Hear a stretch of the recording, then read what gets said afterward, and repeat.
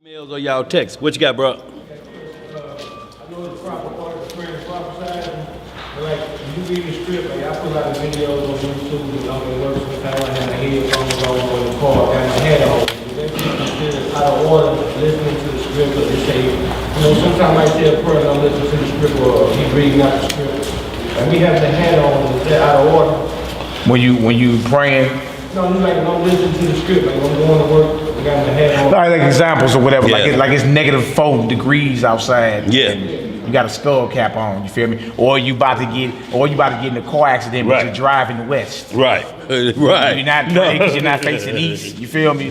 Like the Most High is not simple. You understand? He understands what it is. But when it's your opportunity to keep the order, make sure you do that. But that's like saying the Most High don't hear you because your head covered and you driving west. You feel me? But dog, I gotta wait till I get out this car accident, take my hat off, and then face east to pray. Like, that ain't what that's going into. You understand? When the opportunity's there for you to be able to handle up, go ahead and do it. But you're gonna be in situations where you won't be able to uncover your head. Right. You feel me? You're gonna be in situations where, what if he didn't up a gun on you or something, and you got your hoodie on or something? You say, hold on, wait. Right. Take my hoodie off it. Right. Let me face Jerusalem, man. You supposed to pray without ceasing, period. That's what Right. the scriptures say. Right. Pray without ceasing. You understand? And when it's time for you to keep that order, man, make sure you do it. There's nothing That's wrong. right. You understand? But the Most High understands all that. You feel me? That is what it is. Sister, you got something? Yeah, is it catered or are we gonna cook? No, we're cooking. Nobody's cooking our Well, Passover. I'm volunteer to make Yeah. at least 8 of those big pans of, What we talking about? They got the Oh yeah, you'll be on the committee, so you'll get with the sister. There's a committee that's gonna take care of all of that. but I'm gonna need help. Of course. Don't worry about that. No, y'all gonna have a committee. All that's gonna be taken care of. Y'all gonna get together. They gonna hammer that out. It's a sister committee that deal with that. Yeah. They gonna get with you. All of that's gonna be hammered out. You know, all that side of it. We have weekly meetings, so they'll put you on the meeting. Just get with Naomi, so you get involved, and we have weekly meetings of what's going on. And that sister Deborah right back there, so she on the meeting every week. It will be the first Friday in February down Yeah. here at 6:00. So they'll get with y'all, sister. She'll forward you the information of everything you need. So we'll be good on that end. And bro, also on the prayer, it says 3 times a day, morning, noon, and night, David spoke of. So when you set yourself up for that you go in the bathroom and you face the east before you leave home, or wherever your closet is, wherever you go for your private one-on-one. Then if you find a place on your lunch break, you go and face the east. And then when you get home before your evening prayer, because that's going to end the day. Because once you get into that twilight zone, it's letting you know when you turn your fog lights on, you're running out of time before we get to the next night. Sundown is the next day. So you can't, you on 2 prayers. So when you see twilight, when the street light come on, it's telling you the time clock is ticking. It's finna get dark. If you ain't got your 3rd prayer of the evening in, you better get it in now. But as far as meditating all day, like Mal said, all the time with it on your mind. You may be driving south, you may be driving north and your hat on, but it's saying praying or prophesying in those when you like this yourself and you're speaking, those are time that I've set aside. And I go in here, everything else is blocked off. But when you ride, Lord have mercy on me on this trip. That's right. You can't say, well, damn, I can't pray. I'm going west. I'm going to Kansas City. Well, I'm gonna make a U-turn and I'm gonna just get off at the rest stop and I'm gonna go back down to the next exit east and I'm gonna say my prayer. Then I'm gonna get off on the exit and then I'm gonna go where I'm going. Yeah, boy. No, the police gonna think that's a dope deal at the rest stop. Yeah, it's gonna be more than dope. We keep making these suspect U-turns. What's going on? Oh man. Go ahead, bro. I ain't gonna hold y'all up. Now we all good. Y'all good. So we all good. Sister, you got something? Hi, this is my first time here. Blessings to you. All praise. I don't know some of the words or things, but I will. Kim is my sister, but she's also my biological cousin. Oh, okay. And these two, that's their first time here. All right, that was up. Blessings to y'all. Y'all at home. Any questions you got, ask them. This ain't, we not uptight down here. Okay, I wanted to talk about our Caucasian.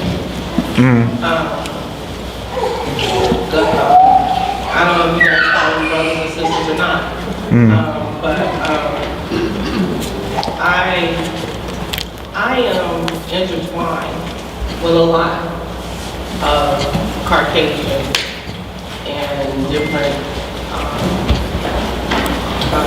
Other nationalities? No doubt. especially where I live. I mean, I'm trying to find out, am I supposed to just shun, Did you say the hell with them? shun them because of what I'm into? Right. Now that my awakening has come, Right. truly my awakening was when I was 9 years old. Hallelujah. No. I'll praise. What is it? How to deal with the other nations? Yes. Yeah, no doubt. Hey, look, that's an ex. Especially when they're interested in you. I'm like, oh. What do you mean interested? Like, you say interested in you or interested in your God? Is that what you're talking about? No, I'm interested in you.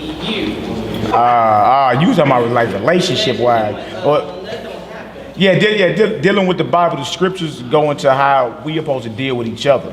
Exactly. You know what I'm saying? Period. We talking about relationship wise, but let's not be simple. We understand, and it's in the scriptures. There's been many times when this person of this nation dealt with this nation. So That's right. there are perfect wills of the Most High, and That's there's right. all what you call permissive will, meaning certain things are allowed if certain stipulations are on the board. You feel me? Joseph, the son of Jacob, had an Egyptian wife. You understand? And then had Manasseh and Ephraim out of that. Abraham, our father, had an Egyptian concubine, Hagar, and many other situations.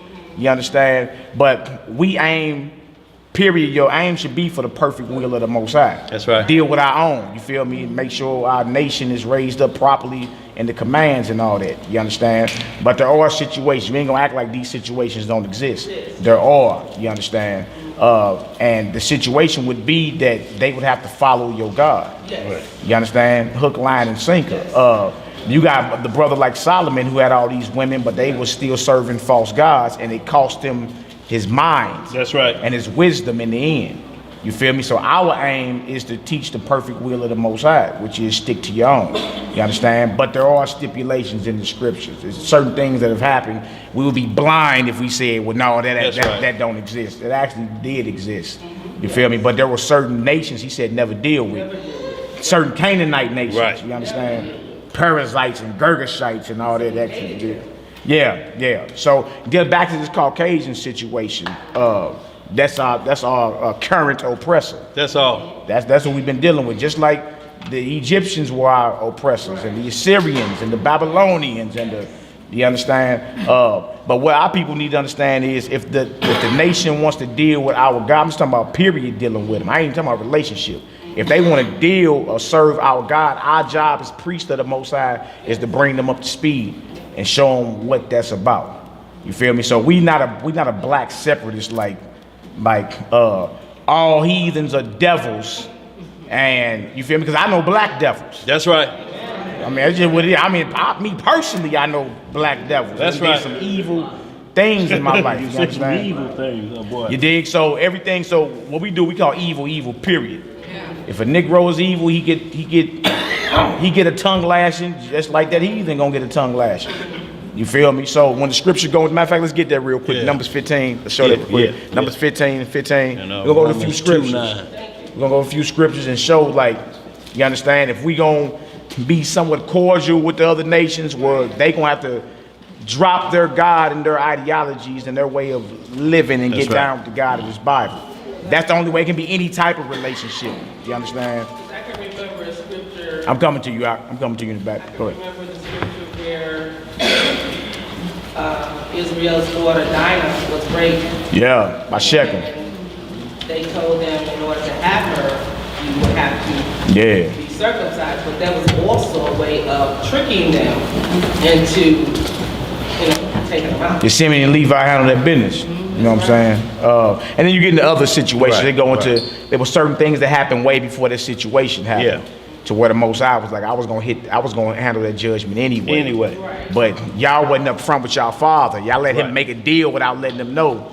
You understand what it was, and that's why Jacob said, "Curse be their anger," because they slew a man in their anger. You Yeah. understand? Instead, but look, let me know, pops. Hey, Right. look, this what it is. You know what I'm saying? Y'all let him go in there blindly and make that deal, and that's why he was like on the. You guys know that my cousin Kim, she is very good at keeping me up to speed. Hallelujah.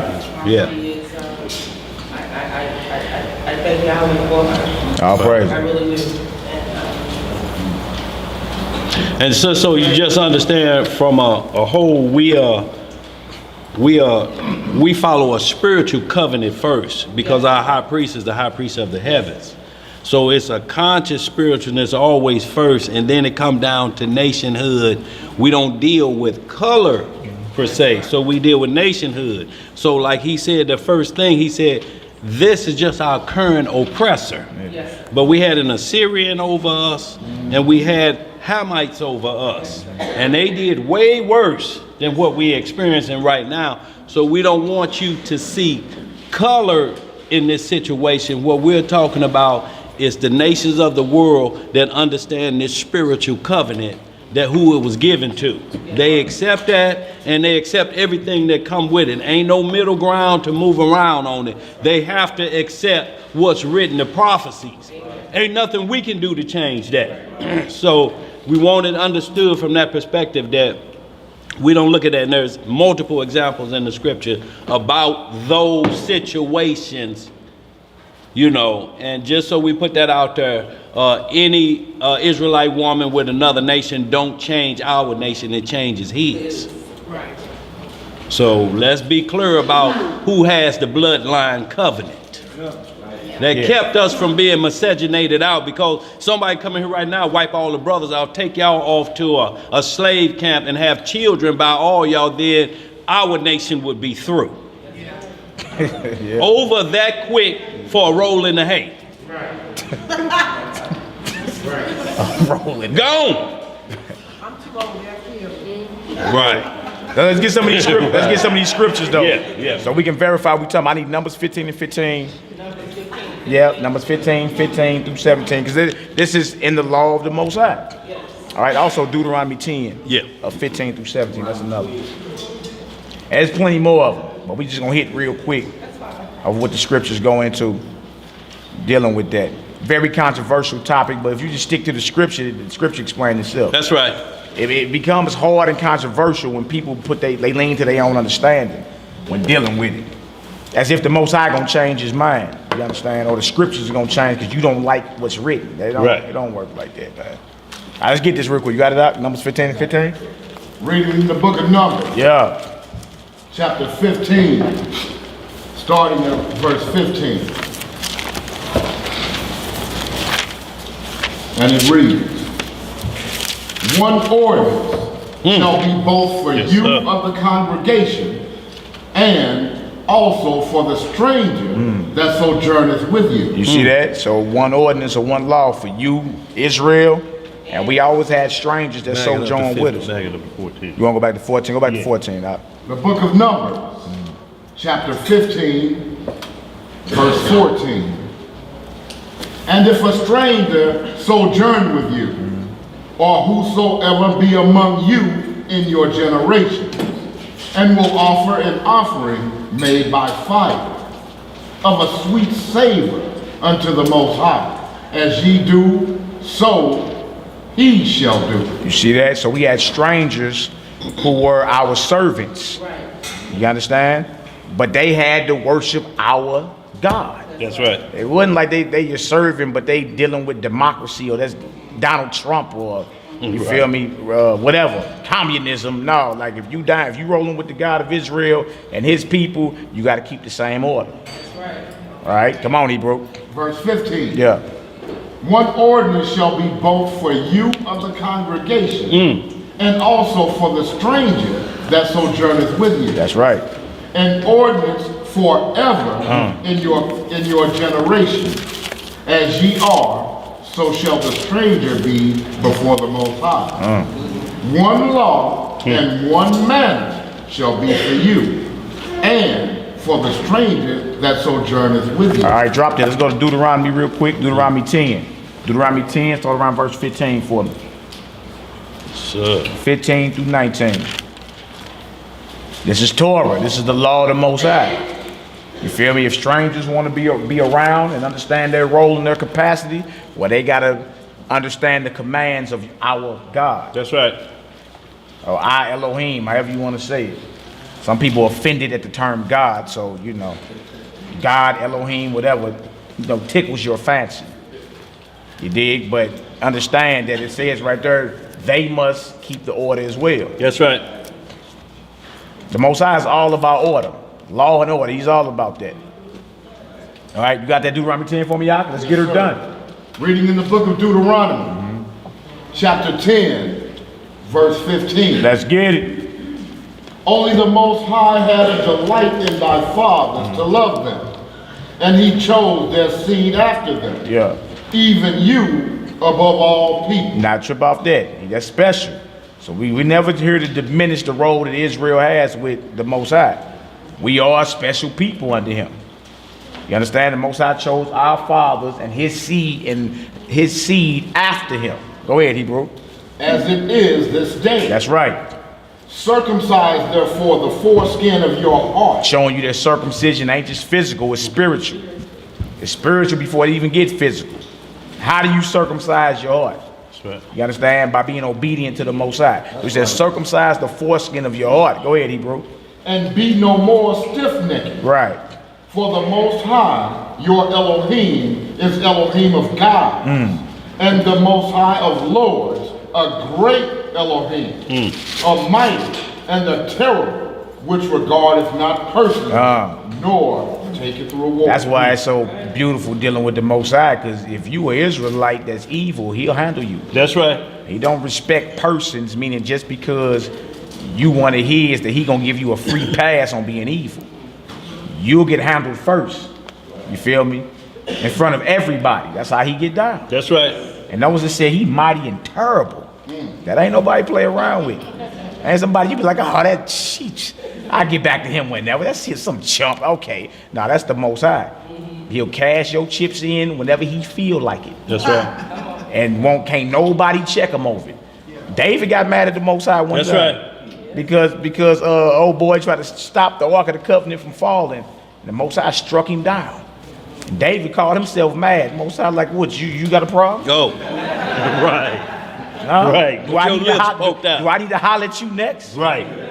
Straightened up real quick. Real quick. You feel me? And David had a heart like unto the Most High. You feel me? So if the Most High are even respecting what David talking about, who you talking about you mad? You know how you do with your children. What you say? Right. Absolutely. Don't slam my door around her. Right. You understand? Yeah. He had to get on Job too. Come on, Hebrew, let's get it. Verse 18. Yeah. He doth execute the judgment of the fatherless and widow. There go that widow. You Yeah. see, so the Most High is all about justice. He look out for the less fortunate, the fatherless and the widows. That's right. The Most High ain't even though he ain't no joke, he still has mercy as well. It's just our people today forget about the wrath part of him. He's just merciful. What about that wrath? Right. What about that thousands of his own people that dropped in the wilderness? Y'all forgot about that? What about all them people he bodied at the flood and spared 8 people? You feel me? But he's also merciful, so you need to balance out. Even as parents, you need to learn when to bring the smack down and when to say, all right, I'm gonna let you slide on that one.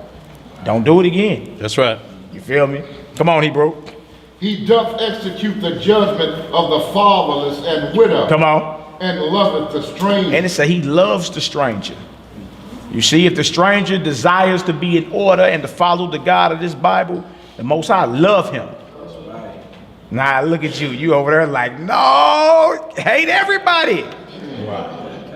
You feel me? And make no mistake that the other nations as nations are our enemies. That's right. As a whole, they are. They don't have no benefit of you coming back into the power and running the earth. And that means their society falls. Right. But there are individuals out of these nations, whether they be Caucasians or Arabs or blacker than Idi Amin or China, that will say, you know what? That's the truth. You feel me? That's the truth. I'm down with your God. Can I hook you up with anything? Because you know they got all the benefits now. You feel me? They got all the resources right now. But be ready to hear that. Be ready to hear, son of Jacob, daughter of Jacob. Is there anything I can do to assist you in what you got going on? That's right. Your God is real. Be ready to hear that because it's coming. But the Most High love anybody that's willing to align themselves with Him. That's right. He love them. All right, so check yourself if you don't. All right, come on, Hebrew. In giving him food and raiment. Yeah. Love ye therefore the stranger. Do what? Love ye therefore the stranger. Uh-huh. For ye were strangers in the land of Egypt. You was a stranger. Abraham was a stranger in the land of Canaan. Right? So if anybody desiring to align themselves with the creator of heaven and earth, the Most High loved them, and then you commanded to love them. You see that? And love ain't February the 14th. It's keeping the commandments. That's right. You feel me? You keep the commandments with that person. That's how you show love. Love is action. Yes. It's not lip service. Everybody, I love you, boo, boo, woo, woo. But Right. you turn around and do something ungodly. That's Right. not love. So when you read love, love is action, meaning I keep the commandments of the Most High. You That's feel right. me? I can't steal from you. I can't bear false witness against you. I can't covet what's yours. That's all. That's how you show love. That's right. You understand? So the Most High deals with it. I know you want to do the Romans too. Yeah, but what I was gonna say also bro. on the stranger part, you keep seeing the word "er" on strange. Beautiful. That means they've been conformed or born again, so to speak. Everything against what he likes, he calls it strange. Yeah, See, an Israelite can be a strange woman that's right. if she's practicing Buddhism, if she's practicing Hinduism. She's a strange woman because the Most High see it on the spiritual, conscious level first. If you look at the flesh first and she's practicing the ways of the Canaanites, then what you think your children gonna be practicing? So he says strange. He say never love the strange. He say you've offered strange fire to me. We got incense like what they burn at the fried rice house. That Buddha statue, they got incense there. That would be offering strange fire to strange gods. It says Solomon loved many strange women, not stranger women. So strange, when you look up and say of the abnormal or not normal, something is going on with it. It's the same as someone saying, you know, do we make intercourse according to the Bible, or do we get freaky? Freaky is of the abnormal. When you look the word up, it says of the abnormal. That's right. So would you say that, baby? I was thinking about how about get a little bit of that abnormal tonight? What you thinking? Because that's what happens when the argument starts and your house break up. The abnormal come out. So that's the difference when you keep seeing stranger, love That's the right. stranger. This is a convert. They've been hanging around us. So we have to understand that. Entertain angels because they may be strangers, or it could be the devil. Real talk. Go ahead, bro. All right, let's do Romans 2 real quick. Yes, Romans sir. 2 and 8, showing the New Yeah. Testament as well. Romans 2 verse 8 through what? Through 11. Yeah. Romans 2 verse 8 through 11. It's real quick. Obed, what up, Obed? You want to do Hit that too? next? Okay. Yeah, okay. Uncle O in the building. Ain't see you over there, boy? Uncle O in the building. Romans 2 is where we going next, y'all. Romans 2. And that was an excellent question. You need to learn balance. Because it's all in the prophecy about the strangers coming to you bowing, saying, look, your God is God. You understand? Because look, once the society is on its way out. That's right. You're going to start seeing more and more who you would call Gentiles of all type of nations saying, you know what? I'm cashing my chips in. I'm following the God of Israel. I'm rolling with y'all. That's all in the prophecy. So how do you disannul the prophecies? You understand? It just is what it is, man. Everybody is going to see the power of the God of this Bible shortly. Right. You feel me? And everybody going to have to choose up. Either you down with this program or you going to lay down. That's what it come down to. Yehuda Moshe, what's up, Hebrew? With Leviticus 19 and 33, it says, and if a stranger sojourn with thee in your land, you shall not vex him.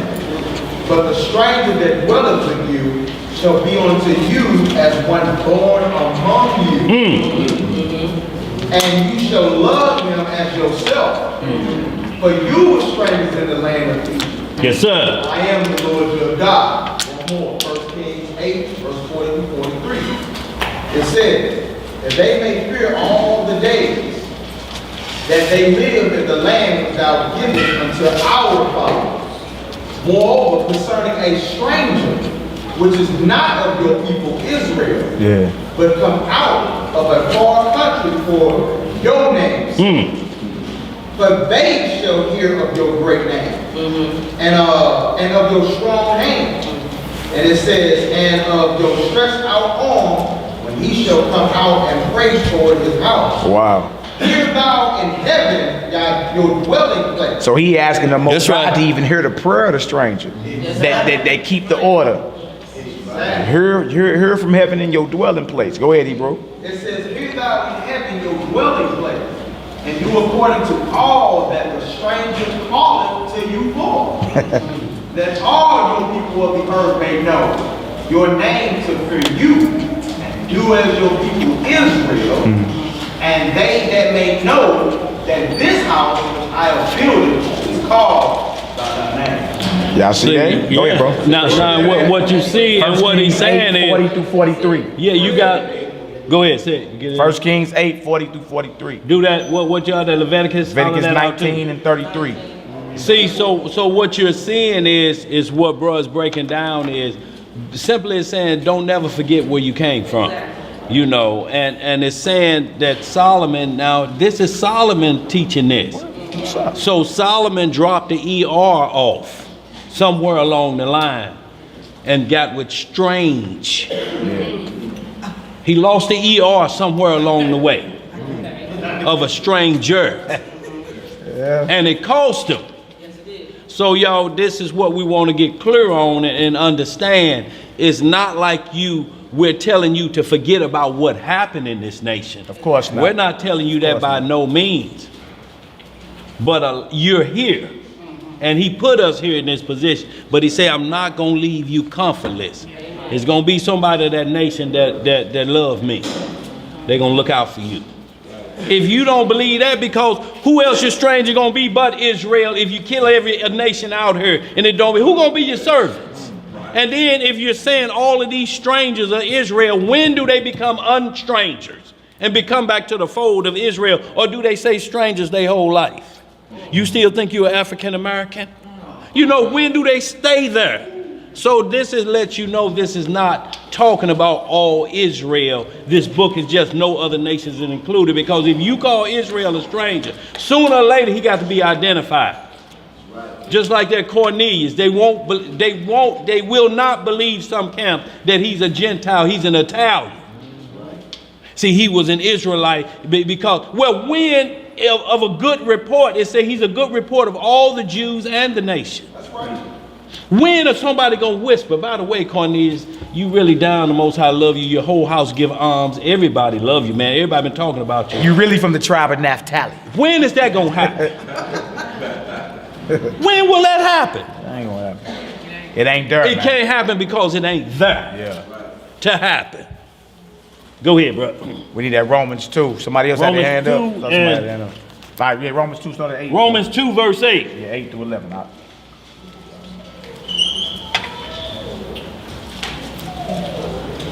But unto them that are contentious and do not obey the truth, but obey unrighteousness, indignation and wrath, tribulation and anguish upon every soul of man. Some of the souls of men. Every soul of man that doeth evil, of the Jew first, and also of the Gentile. You heard that? Dealing with the Most High. And guess who get it first? We do. Because you know better.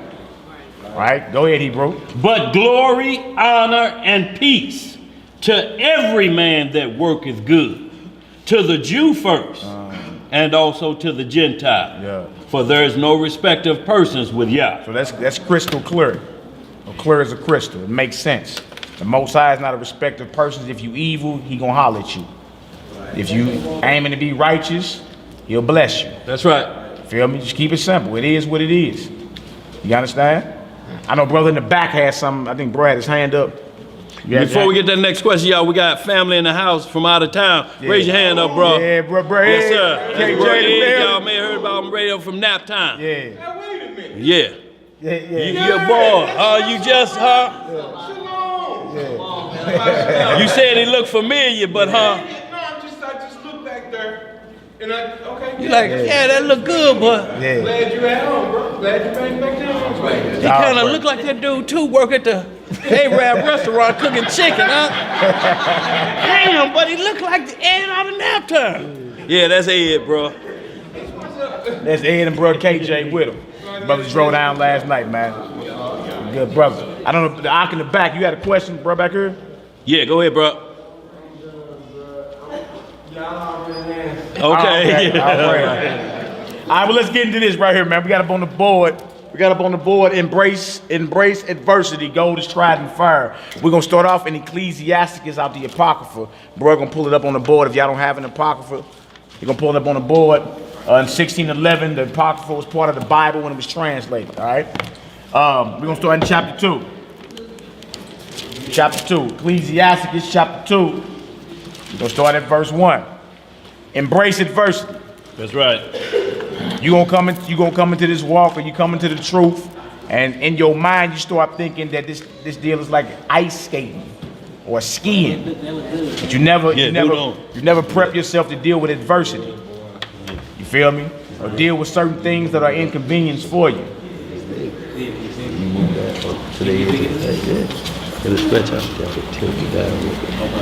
That look good. Yeah.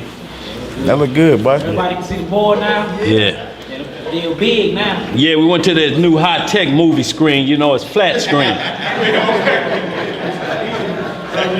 That what you call it. Yeah. Y'all see that curtain hanging up back there? Y'all see the old projector screen over there out of commission? Yeah. Y'all see that deal hanging up with a few screws in it? Yeah, that's right. It is what it is. Yeah. Right, guys, see that? Yeah. All right, let's get into it, y'all. Ecclesiasticus, or the Wisdom of Sirach, chapter 2. We're going to start at verse 1. We're going to go over how we're supposed to embrace adversity. Okay. You going through things because of righteousness to make you better. Ecclesiasticus chapter 2. Start at verse 1, bro. Verse 1. Yeah. Y'all's up on the board. My son, if thou come to serve the Lord, prepare thy soul for temptation. So when you decide to get down with the Most High, prepare yourself for tribulation, trials, a test. Prepare yourself for it. Examine every man or woman of the Most High throughout these scriptures, and it wasn't smooth sailing for them. That's right. It was never a dull moment. It was always ups and downs, and go here, go there, deal with this. You about to get stoned or nailed to crosses. It was always some type of action popping off.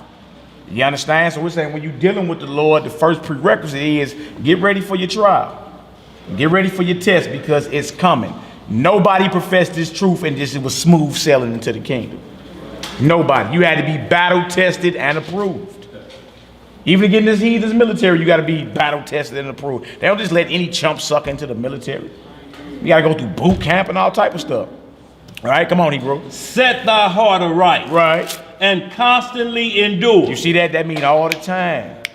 You say, I'm tired of praying. How long? And you just 30 years old talking about how long. Right? Talking about how long as if you done lived eternity. Right. You understand? They say constantly endure, man. Get your mind. When it says set your heart aright, it say prepare your mind. In other words, get ready to constantly endure. When you come into this walk, prepare to get tested and tried, because it's coming. You guys, so what's going on? You looking confused? Ecclesiastes 2:2. Yeah, we in chat. We in verse 2 Apocrypha. now. Out the Apocrypha. It's up on the board, sister. It's up on the screen. Can you see it? Can you see that? right, start back at verse 1 for the sister. Verse 1. Yeah. Hold on, hey, bro, let me get there first. Nah, we all good. They're right there. It's up on the board. It's in the Apocrypha, not the Ecclesiastes after Proverbs. Not that one. We in the Apocrypha. But look, it's right on the board. It's right on the board. Can you see that? No. You can't. Huh? Down your head in the way. I say, girl, my head big as O.J. Simpson.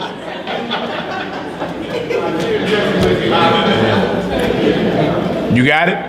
All right, let's follow along. Let's get her done. Chapter 2, verse 1. Yeah. My son, if thou come to serve the Lord, prepare thy soul for temptation. Come on. Set thy heart aright. Yeah. And constantly endure. Come on. And make not haste in time of So trouble. when you going through your trial, when it says make not haste, you understand? It's letting you know have patience. Right? Don't be so quick to check out. Like, I'm tired of this truth. I'm tired of this guy's too many rules. It's too much discipline. Right? That's the wrong mindset to be in. You're going to have to go through your trials and tribulations dealing with this God. Right? And in the end, it's for you to learn something about yourself. Because he already knows if you're going to pass or fail. That's right. So it's about you. You need to learn something about yourself. Yeah. All right? Come on, Hebrew. Cleave unto him. Do what? Cleave unto him. Uh-huh. And depart not away, that thou mayest be increased at thy last end. This is why you need to embrace adversity. Because if you get through this trial, you are increased by the Most High at your last end. Let's think if Job punked out at the beginning of his trial. He would never receive the double up at the end.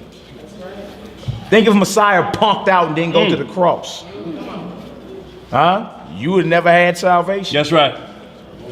Think if Shadrach, Meshach, and a bad Negro bowed to that image and wasn't thrown in that fiery furnace.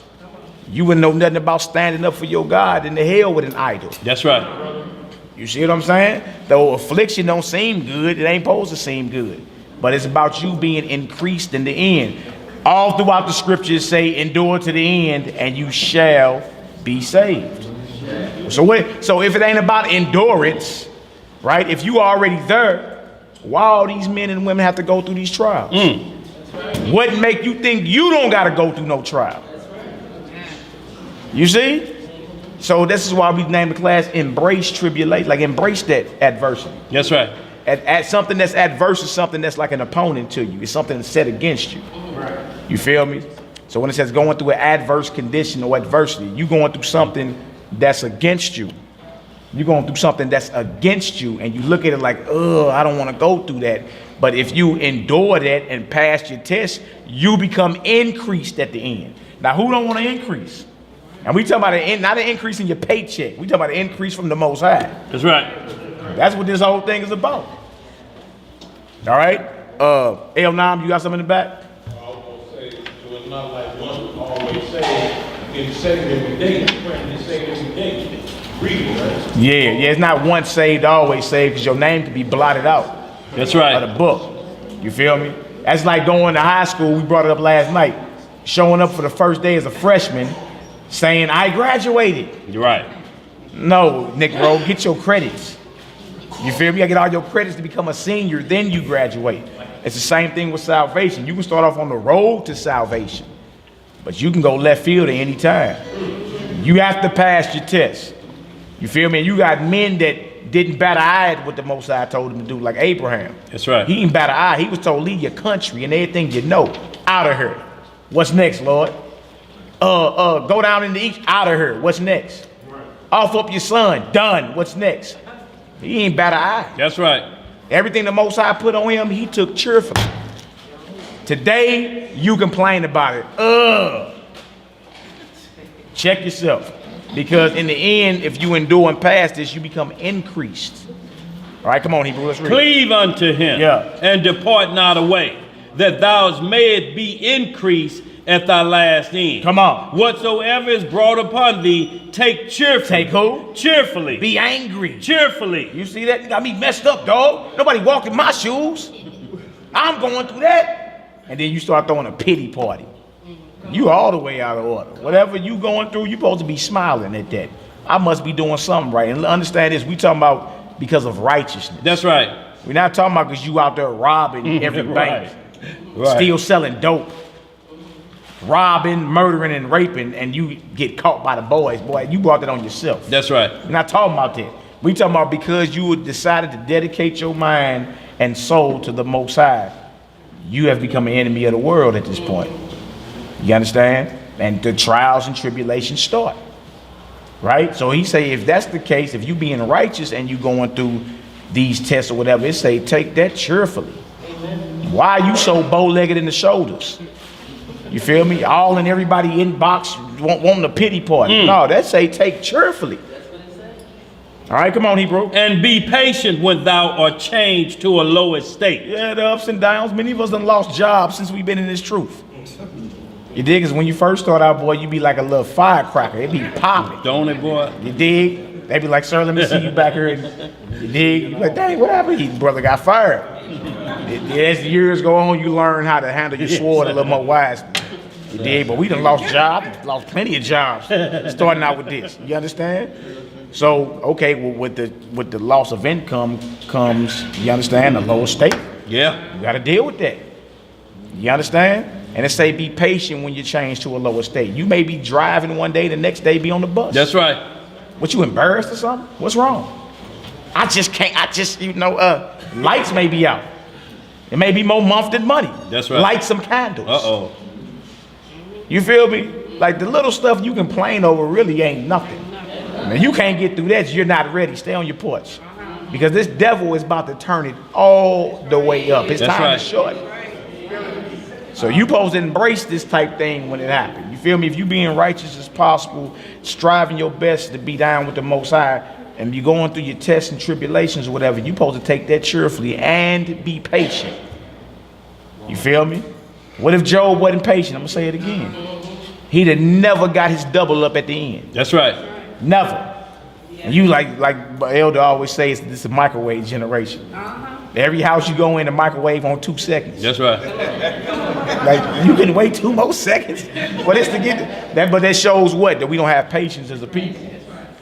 You understand? You gotta have patience in this thing. That's a fruit of the spirit, right? And you arguing over something you have no concept of, time, as if you live forever. You checking about her early nowadays. Even if you 50 and you dying, that's not old. That's early.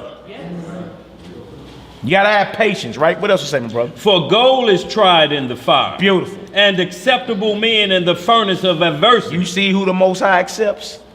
Huh? Acceptable men in the furnace of adversity. That's who the Most High deal with. You understand? He can sit in the hot seat and come out better at the end. He can take them fiery darts. 1 minute, man, that's the brew, man. Yeah. Next minute, man, I don't like him. Later for him. Killer for him. Right? Everything ain't finna be smooth. Examine the life of our Messiah. They were screaming, save us now, Hosanna, Hosanna in the highest. And then the next breath, they were saying, crucify him. That's your life as an Israelite right there. They'll be bigging you up 1 second, and the next breath, hey, look, killer for him. We want his head. You understand? So he say acceptable men are found in the furnace of adversity. That's who the Most High deal with. That means you've been battle tested and approved. Even gold. Gold, when it's dug about the earth, is dusty. It got to get melted down and sent through the fire and then molded properly to come out shining at the end. Your faith is compared to that. You have to go through your fiery trial, man. It's part of the walk. So embrace it. Don't be scared of it like, ugh, that look like, ugh. No, embrace it. Learn to love that. I must be doing something right then. Everybody hates you now. I'd rather be loved by the Most High, hated by everybody breathing. I'd rather be hated by all y'all in here, but loved by the Most High. That's right. All right, so acceptable men in the furnace of adversity. Embrace your trial you go through. Learn from it, because in the end you're going to be better. That's right. All right, come on, Hebrew. Believe in him, and he will help thee. Order thy way aright, and trust in him. Come on. Ye that fear the Lord, wait for his mercy. That's right. And go not aside, lest ye fall. Ye that fear the Lord, believe him, and your reward shall not fail. Is it ink on paper, or do you believe what you're reading? Right. It say if you down with the Most High, cleave to him, believe in him, and he got you.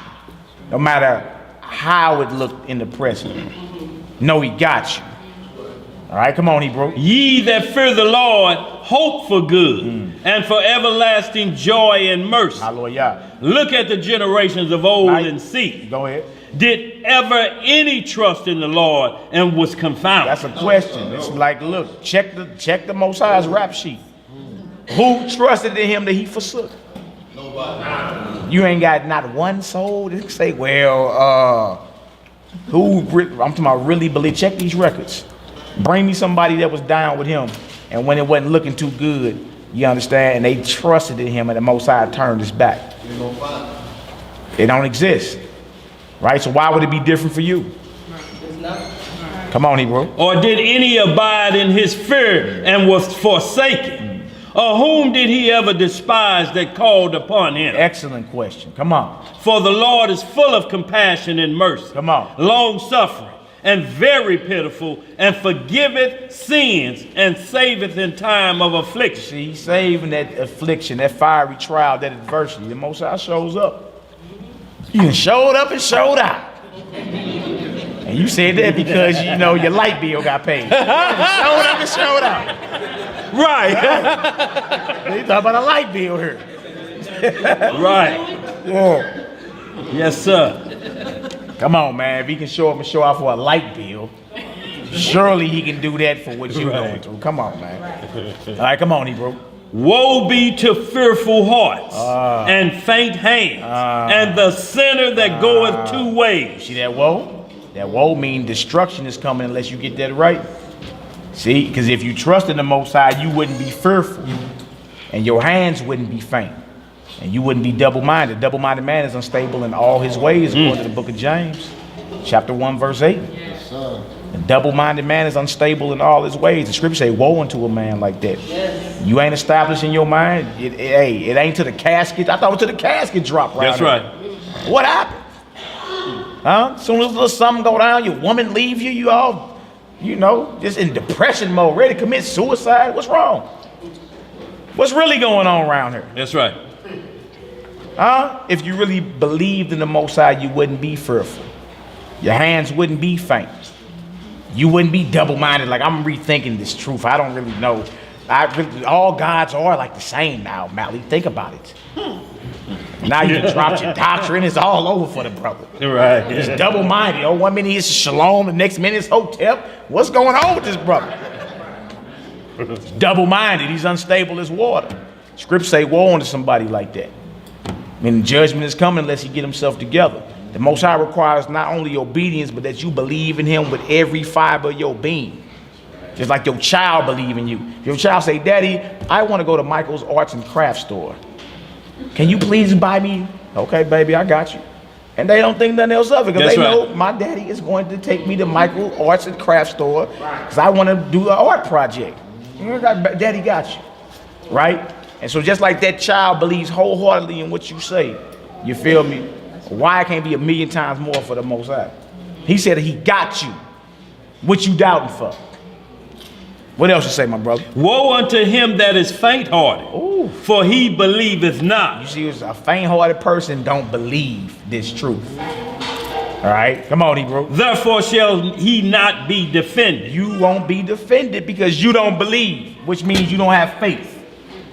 Faith is very important in our way, in this thing of ours. All right, come on, Hebrew. Woe unto you that have lost patience. And what will ye do when the Lord shall visit you? Look at you, you done lost patience. You tired of praying. You say, my brother? Judas lost patience. Yeah, Judas did lose patience. And then you see what happened with him. Lost patience. All right, come on, Hebrew. They that fear the Lord will not disobey his word. Y'all hear that? If you really fear the Most High, it ain't no disobeying his word. You know how you send your children to school and you expect them to act right all the time? You don't say, hey, look, you represent me. Don't be in that school clowning. That's right. You can act right Monday, Tuesday, and Wednesday, but Thursday through Friday, have at it. You expect complete obedience all the time from your children, don't you? That's right. Because there ain't no, he can't bring you in the school. Well, because little Johnny was over there doing that, man, and I joined in because you be like, what I tell you? Kurt, what nobody else got going on? The Most High requires obedience all the time, Yes, not sir. when you feel like it. So if you really fear him, you obey him. All right, come on, bro. And they that love him will keep his ways. Beautiful. They that fear the Lord will seek that which is well pleasing unto him. And they that love him shall be filled with the law. Shall be filled with what? With the law. Shots fired at Creflo Dollar. Because his recent statement is the devil wants you to keep the law. So on a subtle diss, he just called the Most High the devil. That's right. That just said right there, and they that love him shall be filled with the law. Who you gonna believe? Let's read, my brother. They that fear the Lord will prepare their heart. That's right. And humble their souls in his sight. Come on. Saying, we will fall into the hands of the Lord and not into the hands of men. For as his majesty is, so is his mercy. Y'all hear that right there? You prepare your heart and your soul and your mind to get down with the Most High. No matter what you're going through, we're going to fall to the hands of the Most High and not men. We don't care what man can do to us. Who cares? Right? Drop it. Let's go to 1 Peter chapter 4 next. As you like. 1 Peter chapter 4, my brother. Start around verse 12 for me. You understand? So look, we got to develop a mindset to embrace adversity. Embrace your trial you go through. You feel me? Don't be, oh, why me, Lord? Right. Why? Well, don't you want into the kingdom? Yeah, I do. Well, you have to pass your test to get into the kingdom. The Lord's not dealing with just any chump sucker that anybody can say they love the Lord. Right? The Lord's not dealing with just any chump sucker. You're going to have to be battle tested and approved. Everybody claims they love the Lord. Everybody claims they love the Most High until you be like, well, you know he has rules, right? You know there's rules to this thing. No, well, no. And, well, majority of the people, even though they say they love him, actually hate him. They actually hate him. Because they tell you right there in the commandments, he loved those that love him and that fear him and keep his commandments. And he hate those and gonna repay them to their face. So if love is keeping the commandments, hate is transgressing the commandments, which is sin. You show the Lord you hate him by going against him. You feel me? Thinking, don't nobody see me, I'm cool. I'm gonna get out. That's just a little white lie. It's just a little white lie, it's okay. Thinking you done got away with something. You actually are showing the Most High you hate him every time you go against him. That's right. And with your father, like, it's like, well, are you reading the scripture? Because last time he visited the earth, he spared 8 people and a few animals. And that was with the element of water. This next element gonna be fire. Like, so if you really feared him, you actually will be holding yourself to a high standard out here. That's right. You wouldn't be accepting defeat. Like, well, you know, David committed adultery, so that's why I'm an adulterer. Right. No, David committed that and repented immediately and never did that ever again. That's right. You play Russian roulette with sin. That's what you do. You play around with it like I'm still breathing, knowing there's over 200,000 people that die every 24 hours. Ooh, boy. Your number coming up. Our number is coming up soon. It's over 200,000 to 300,000 people die every 24 hours on this earth. The Most High cashing chips in daily. Yeah, he cashing chips in daily. And you like, in your mind, you believe you got forever, even though you see death all around you. That's right. We done became insane with this scripture, man. We lose focus real quick. We ain't really tripping off what the Most High say until some type of pain or some type of death come. Then you super spiritual now. When y'all think about what he's saying about the law, what Creflo and these other boys are saying, if you keep the law, you're in a cult. So what do we do about trying to do right? I'm just saying, so where are we at this point? If there's no law, how do we govern ourselves? What are we supposed to do? I mean, right. I'm just saying, how you gonna have it? If there's no law, then there's no instructions on how to be right. So right becomes whatever you choose at that point. Oh, man. And that's what it comes down to, y'all. And we understand the priesthood change, but The law never changed. I mean, stealing is stealing, ain't it? Has that changed? Look, and our father, like he was saying at school, when they call the principal office, you been clowning. And they say, you need to go to the principal office, the teacher got the bug. And when you get down there, they say, your mother's on the phone. Oh. Hello, I'm beating your ass when you get home. Click her. And you still holding it like she's still talking. Okay. Boy, that clock is moving fast then, ain't it? And that's what the prophets used to come and just tell you. Yeah. Look. He gonna get you when you get home. Boy, that's a long day, ain't it? That clock ain't never moved that fast, have it? And then you go to sleep and I fix you something to eat in there. Okay, she tired. And then all of a sudden, didn't I tell you right? That's how we're gonna get you. And see, the Most High visit us in our dreams the same way. In your sleep. That's when it say the Most High come visit you in your sleep. Where he can get your full attention, where you moving and can't nobody come and save you. It's on you now. You solo. Boys start knocking at the door. What? Go ahead, bro. Serious thing, man. We in 1 Peter chapter 4. Verse 1. No, 12, bro. Start at 12 for me. 12 on down. Start at verse 11. Not. 1 Peter chapter 4, we dealing with embracing the adversity. Embrace that trial. Something that's adverse is something that's set against you. He's like, dang, I done came to this truth. I done lost friends. I ain't as popular no more. Right. You feel me? Everybody think I'm an L7. I mean, we done had, I don't know, ever since I done been down, it's never a dull moment. It's always action. It's always something cracking. You be like, wow. That ain't never been dull, like we just nuns or something. We just, you know what I'm saying? Like we just sitting up listening to opera music all day. No, Right. no, it's always been on and cracking 24/7. You be like, phone be ringing. You be like, well, I can't believe that's happening. The news it become more alive to you because that's prophecy popping. You feel me? And then in the age of social media, see, the elders didn't have social media. Brothers didn't have social media. No. Social media in this age is even more intensified.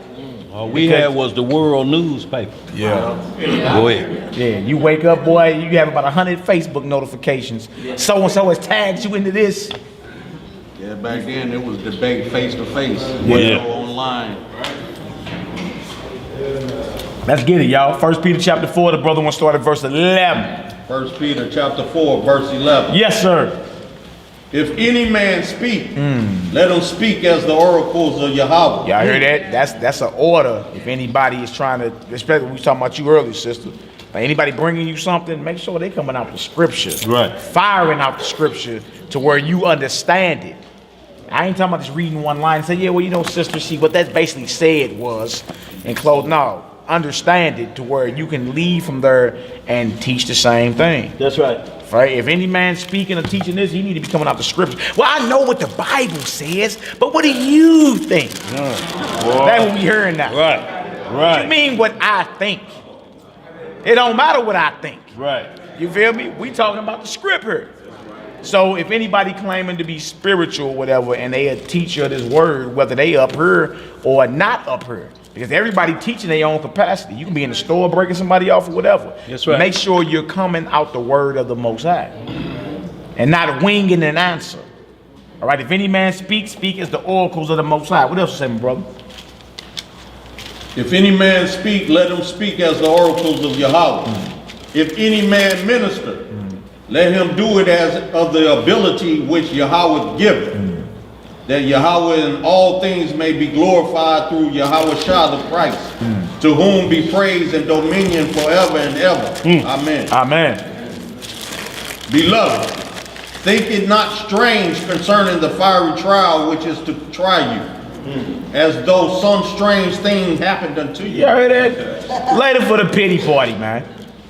You understand? Think it not strange concerning your fiery trial, as if something strange happened to you. That's just me, dog. You know what I'm saying? Why me? Why me, right? No, it say think it not strange. Matter of fact, based off what we just read in the Apocrypha, you should know, hey, a trial is coming if you ain't already in one. That's right. You should be looking for it. You understand? If you ain't going through something, that means something wrong. I mean, I'm talking about for righteous sake. You understand? Not because you out here sinning, for righteous sake. If somebody at least ain't talk bad about you or something, girl, she a black Jew now, girl. She into that Bible a little too tough now. You feel me? It's gonna be something. Mockery, you know, whispering, backbiting, joning. Yeah. You feel me? Him and his band of misfits. Hanging out at the Hebrew house.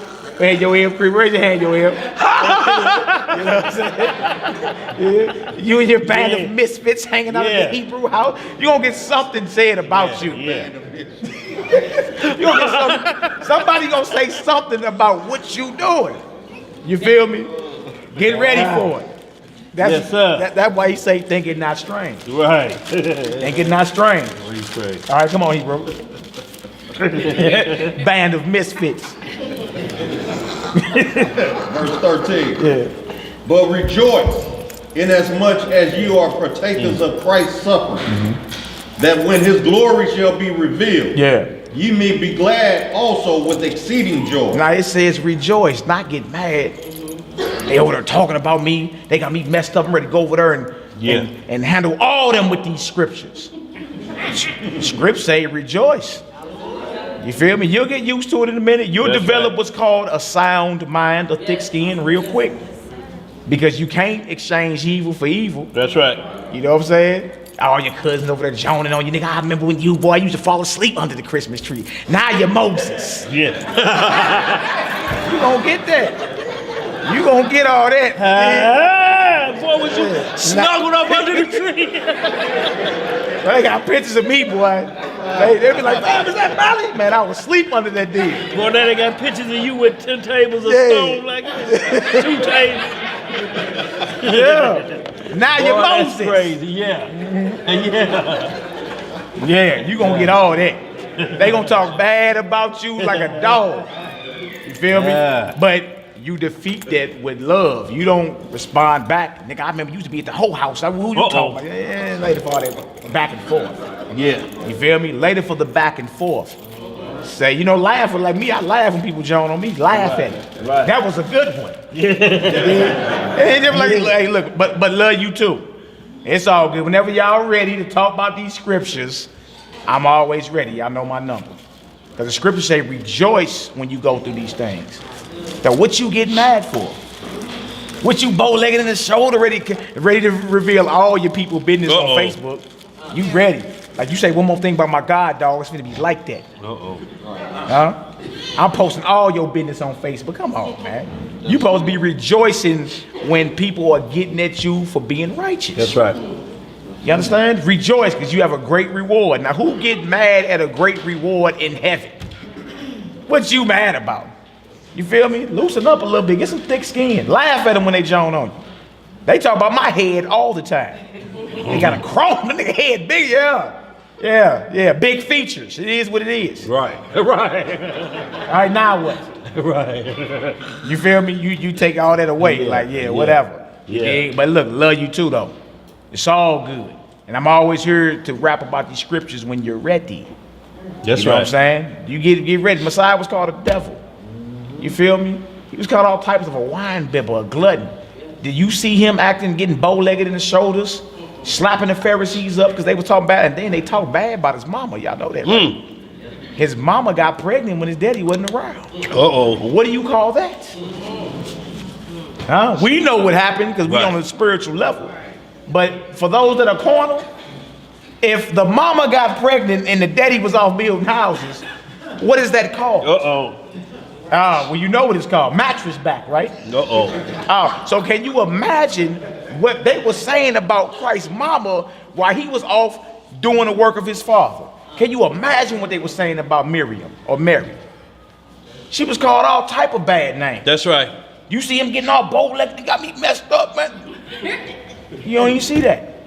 He kept doing the work that he was called to do. The scriptures say rejoice. So check yourself when people start talking bad about you. You should start smiling and say, hey, I must be doing something right here. That's right. That's what's up.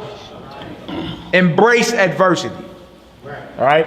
Come on, my brother. Hold on. Did you have something, sister? I know you was waving. She just trying to get out of my.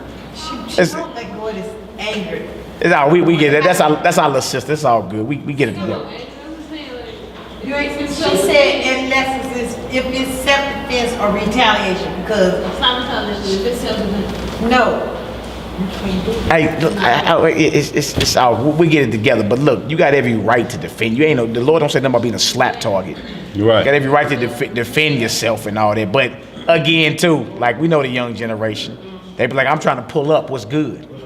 Right. We know what they're talking about. Right. You dig? Right. Yeah. See, we know what they're talking about. Yeah. And we gotta learn to put the fire out, and not add fuel to the fire.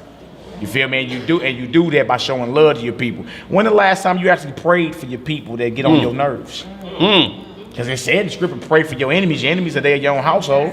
And you know he ain't talking about bless the Klan and the neo-Nazi. So he talking about your own family. That's right. So these uncles and aunties and cousins you got a problem with, or even your spouse.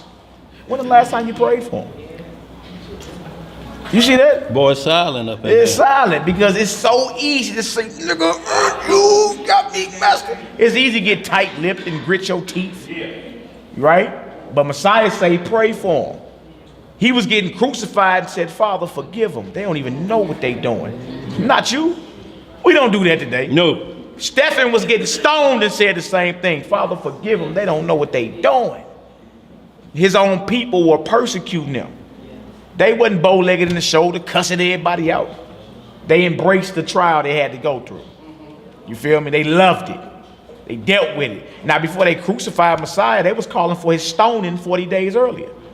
Before Abraham was, I am. Oh, this nigga's blaspheming. Right. They ready to kid. Hey, Right. He had to slide up out of there. Mama D. And also, Malachi, as you get older, your heart can't take all of that Stress and pressure going on. yeah. That's Right. So a lot of times you have to learn how to let things just roll down. Yeah. And just keep going. That's right.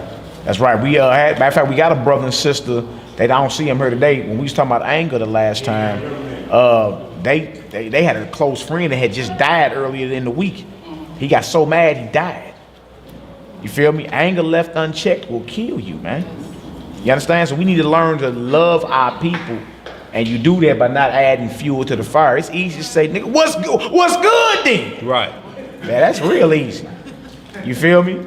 But if you say, look, bless you, brother. Bless you, Right. cause him. Right. Boy, you took the spirit right off What of it say? him. Don't be blessed. Don't be blessing me, nigga. Got me messed up. Right. You blessing me? Well, you done messed up the argument. Yeah, you bless and not curse. You feel me? And then in doing that spiritual warfare, you're taking that dark spirit right up off your lover. Bless you brother too. that saved a brother's life. Brother was at the point of murdering his brother, had his gun out and everything. Brother came out with a Bible and brother told me, he said, man, before I knew it, I had put my gun in my pocket and I was sitting there listening to him teach me the Bible. He said, but 5-10 minutes prior to that, they had gotten, this is AZ little brother. Yeah, that's right, yeah. Said 5 to 10 minutes prior to that, they had gotten so heated that murder was about to go down. But That's right. The guy came to the scene, excuse me, with that intent to murder. And they got into a little conflict. And he told them, he said, wait right here, I'll be right back. He said, so brother telling me the whole story. He said, man, so I'm standing out there with my gun in my hand because I know he coming back out strapped. He said, so I'm gonna beat him to the punch. He said he came out the door with a big old Bible. He said he looking like, wait. He said Unarmed. he just Right. threw him completely for a loop. Yeah. Cause he like, wait a minute, man. This dude brought a Bible out. He said, man, before he knew it, he was sitting on the steps listening to him teach him the Bible. He said within 5 minutes he had put his gun in his pocket and he was sitting there getting schooled. And so now the brother is into the word. Hallelujah. Yeah. He said, but he never expected that. He said he'd been wanting to kill his brother for a while. And he said this was his perfect opportunity. Nobody was around or anything. He said he had it. He said, but he came out with that Bible and it changed his whole perspective. That Bible was way more powerful than your little pop gun. Right. You feel me? That's how you learn to do spiritual warfare with your people. And then we can start healing this nation. You feel me? Instead of jumping on swole and That happened. You end up killing somebody in your anger. You did. Come on, Hebrew. Let's finish this off real quick. 14. Yeah. If ye be reproached for the name of Christ, happy are ye. Sad are ye. Happy are ye. Angry are ye. Happy are ye. Uh-huh. For the spirit of glory and of Yah resteth upon you. Uh-huh. On their part he is evil spoken of, but on your part he is glorified. See, you supposed to be happy because the Spirit of the Almighty rests on you. If you reproach for being right, the Spirit of the Almighty rests upon you. Who gets sad or mad at that? Come on, Hebrew. But let none of you suffer as a murderer, or as a thief, or as an evildoer, or as a busybody in other men's matters. So take that out. So all your little crimes that you doing out here, don't, well, I'm being persecuted for the truth. And you out here committing all type of crimes. No, you locked up because you're evil. That's what has happened. You locked up because you went against them laws and they caught up with you. That's right. Right? That's not being persecuted for the truth. All right, come on, Hebrew. Yeah, a busybody in other men's affairs, a matter. Gossiping. Gossiping. Yeah, that's one of the Running main your mouth. things. Yeah. Loose lips sink ships.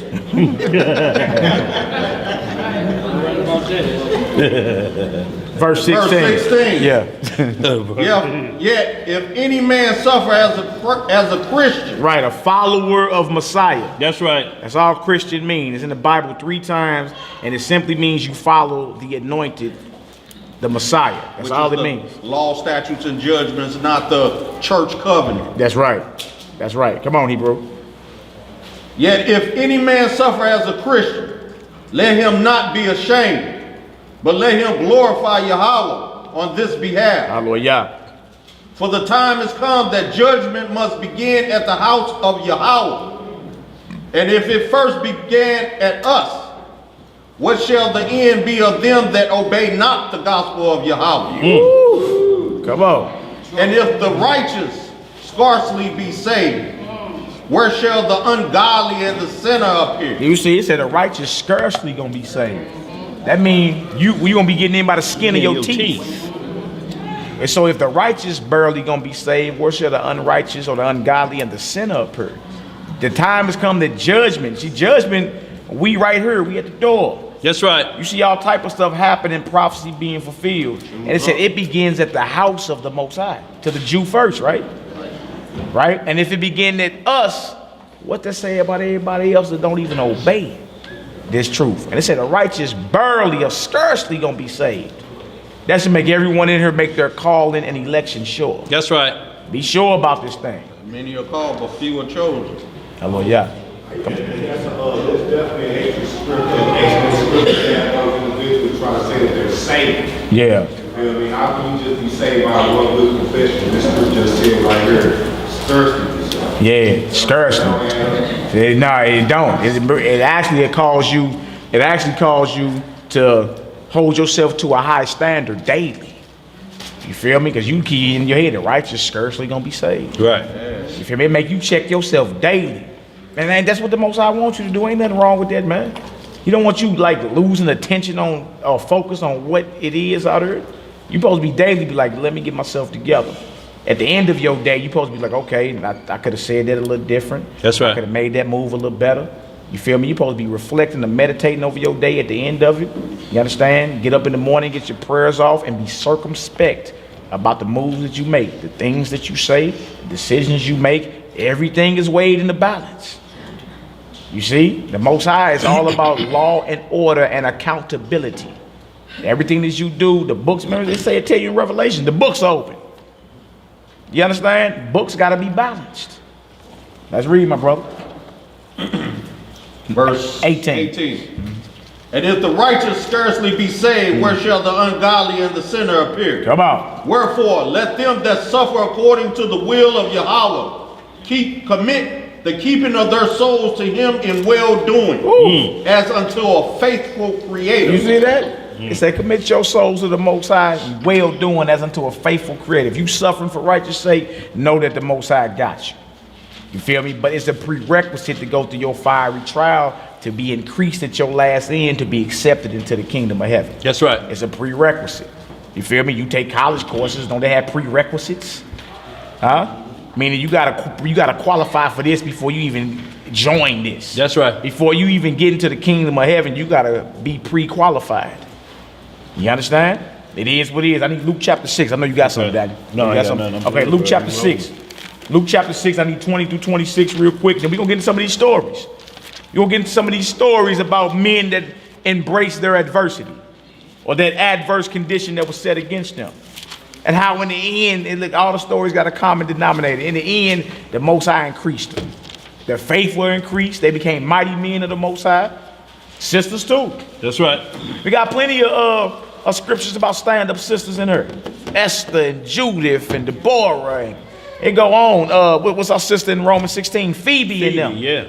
We got plenty scriptures about. So this ain't just with the men, it's with the sisters as well. Yeah. I mean, You understand? the You gonna feast go- we got coming up. Purim. Yeah, Purim.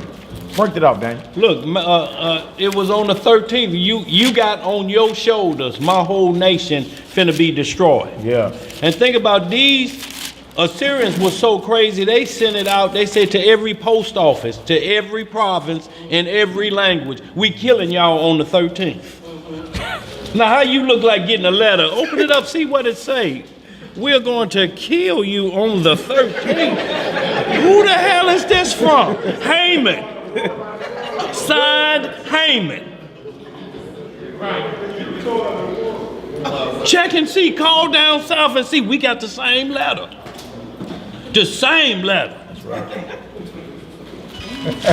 Y'all think about that. And that was on her shoulders, and she made a power move.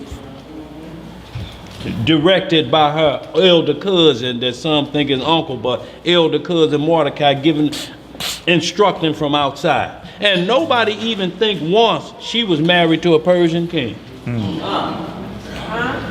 Yep. Not once, because we're looking at the feet, but we're looking at what had to happen.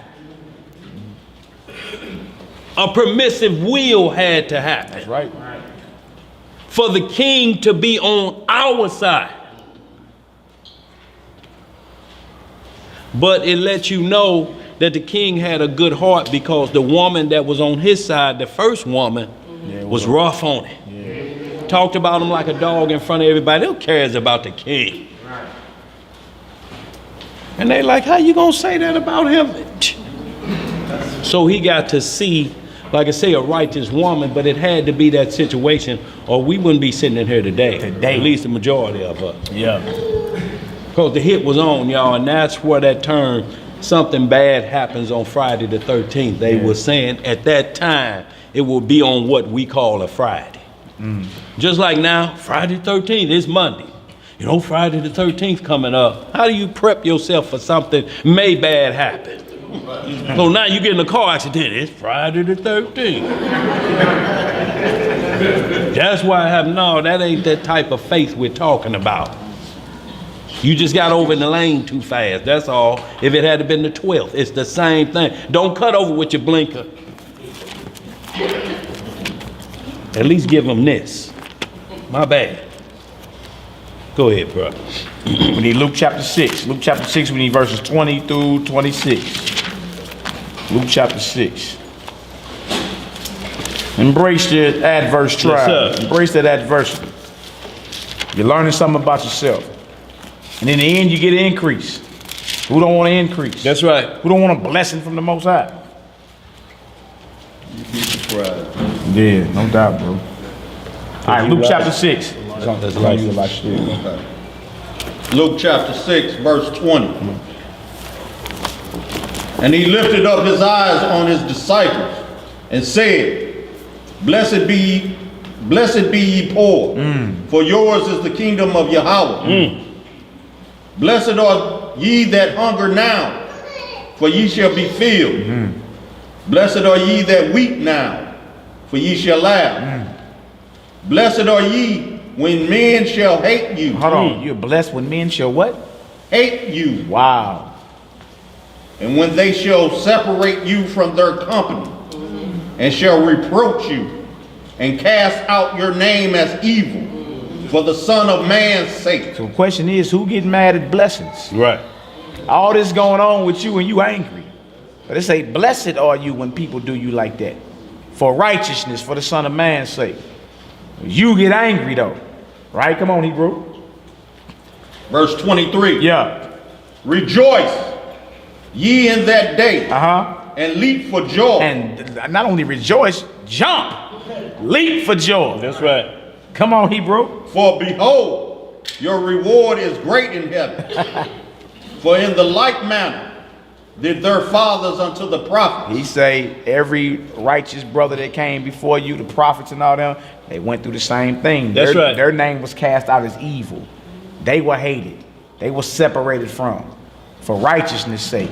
Messiah said, that's a blessing for you. Then he said, rejoice and leap for joy, for your reward is great in heaven. What you angry about a blessing and a great reward in heaven for? To never be sick, never die, never weep, never. Right. You angry at that. What is you angry for? Man, they over there slandering me, dog. Well, you supposed to be, I ain't seen no jumping up for joy and leaping. Thanking the Most High. Why I don't hear the hallelujah? Right. Oh, man, they talking bad about you because of that Bible. Hallelujah. Right. Now, you get angry and want to go fight. Right. Embrace your affliction, man. Embrace that adversity. All right, come on, Hebrew. Verse 24. Yeah. But woe unto you that are rich, for ye have received your consolation. Wow. Woe unto you that are full, for ye shall hunger. Woe unto you that laugh now, for ye shall mourn and weep. Oof. Woe unto you when all men shall speak well of you. For so did their fathers to the false prophets. Yeah, they speak well about the false prophets like Creflo Dollar and them. Right. They speak well about them. And Right. But the scriptures say, look, woe unto that. So if everyone's speaking well of you, then there's a problem. It should be some type Sit of... in Moses' seat. Yeah, it's a problem. Everybody speaking well of you for your newfound belief. That's right. Somebody gonna be offended. Somebody gonna be angry at you. You understand? But he say, look, that's a blessing. That's what's up. That means, look, that you walk in the line or that thin, narrow path that all the prophets walked. That's right. Was the Messiah aiming his ministry to make everybody happy? Was that his walk? I'm here to make Caiaphas happy and all the Pharisees happy. And you see little Nicodemus over there. Everybody. All the Sadducees and them. Just make everyone happy. Right. Exuberant, this feeling of love. Willy Wonka. Yeah, Willy Wonka, right. No. You understand? I'm doing this right here. This is a mission from the Most High. And I got to get it done. And in that, I'm not going to be loved by the world, but I'll be loved by the Heavenly Father. You see that? So you get a blessing if you're going through this adversity. So embrace it. Learn to love it. Must be doing something right. You think everybody talk good about Daniel Solomon? A brother Jacob on the radio? Y'all know he got enemies. Y'all know nobody else got enemies. You know Jake got him some enemies out here. You feel me? But it ain't enemies because Jacob out here robbing and stealing and committed iniquity. He may have talked very rough to some goat riders and you know, check some heathens. Right? But hey, is that sin? Right. You feel me? They angry at that brother for using a lot of passion, but exposing darkness. Right. He's exposing darkness in the end and got a long line of enemies behind him. You think Jacob getting mad over that? He said, get in line. Click him. You know what I'm saying? Leave it at that. You know that one brother was trying to join on Daniel that one time? And me. Boy, we laughed with him like, whoa. Yeah. What he call you the what? Yeah, the Negro Ed McMahon.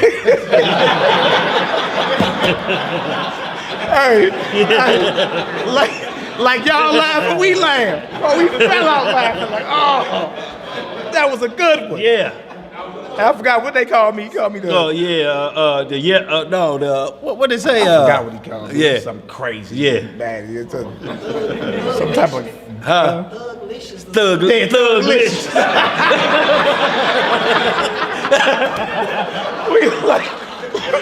we like, dang. But we laughed at it. Yeah. We like, hey, you know, man, we must be doing something right around here. It's funny, ain't it? Yeah. All right, let's get into this, y'all. Well, see, you gotta have thick skin with this, though, y'all, because if you don't, we see the things that they said to our Messiah. Y'all got to understand that. These people talked about somebody they knew that was in charge. They just didn't want to accept it. And know they're going to be in charge on Judgment Day. So if they said that thing, what do you think they care about you and what they say? So you got to be able to thicken up the skin to say these things. But we expert Jonahs around here. Right. We know when we hear a good one. Yeah. We'll laugh with you. A white guy said something about us. He said, that Hebrew one show, all y'all bunch of angry Negroes. And then they had like a little caption of all three of us. They had Jacob. Heathens ain't nothing, ain't gonna never be nothing. Daniel, that's right. And then they had Malachi. Give me that script. Jake, Malachi, give me that script. John 3:16. You know, and they had the whole little thing right there. But that was funny. I mean, we didn't get angry at that. We hee-hawed about it. What we say, when you get through chapter and verse, tell us where we went left field at. We can laugh with you. Yeah. Go on, laugh with you. They be like, boy, these boys are insane out here. But you, hey, leap for joy, rejoice. All right, well, we gonna do that. Go ahead, Yoel. Hey, for y'all know, I think that Hebrews 11, 31 to 40. You said Hebrews 11? 30 through 40? Yeah, let's do that, and then we do this Daniel 3. We get into the story. Hebrews chapter 11.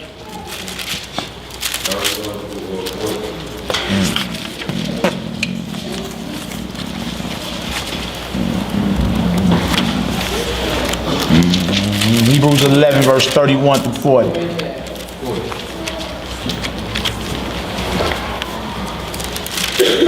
If you can, read verse 1 and 6 for me. 1 and 6, and then jump down to verse 31. 1 through 6? Yeah, 1 and 6. Yeah, and then just jump down to verse 30 and read on out. The chapter of faith, Hebrews the 11th chapter.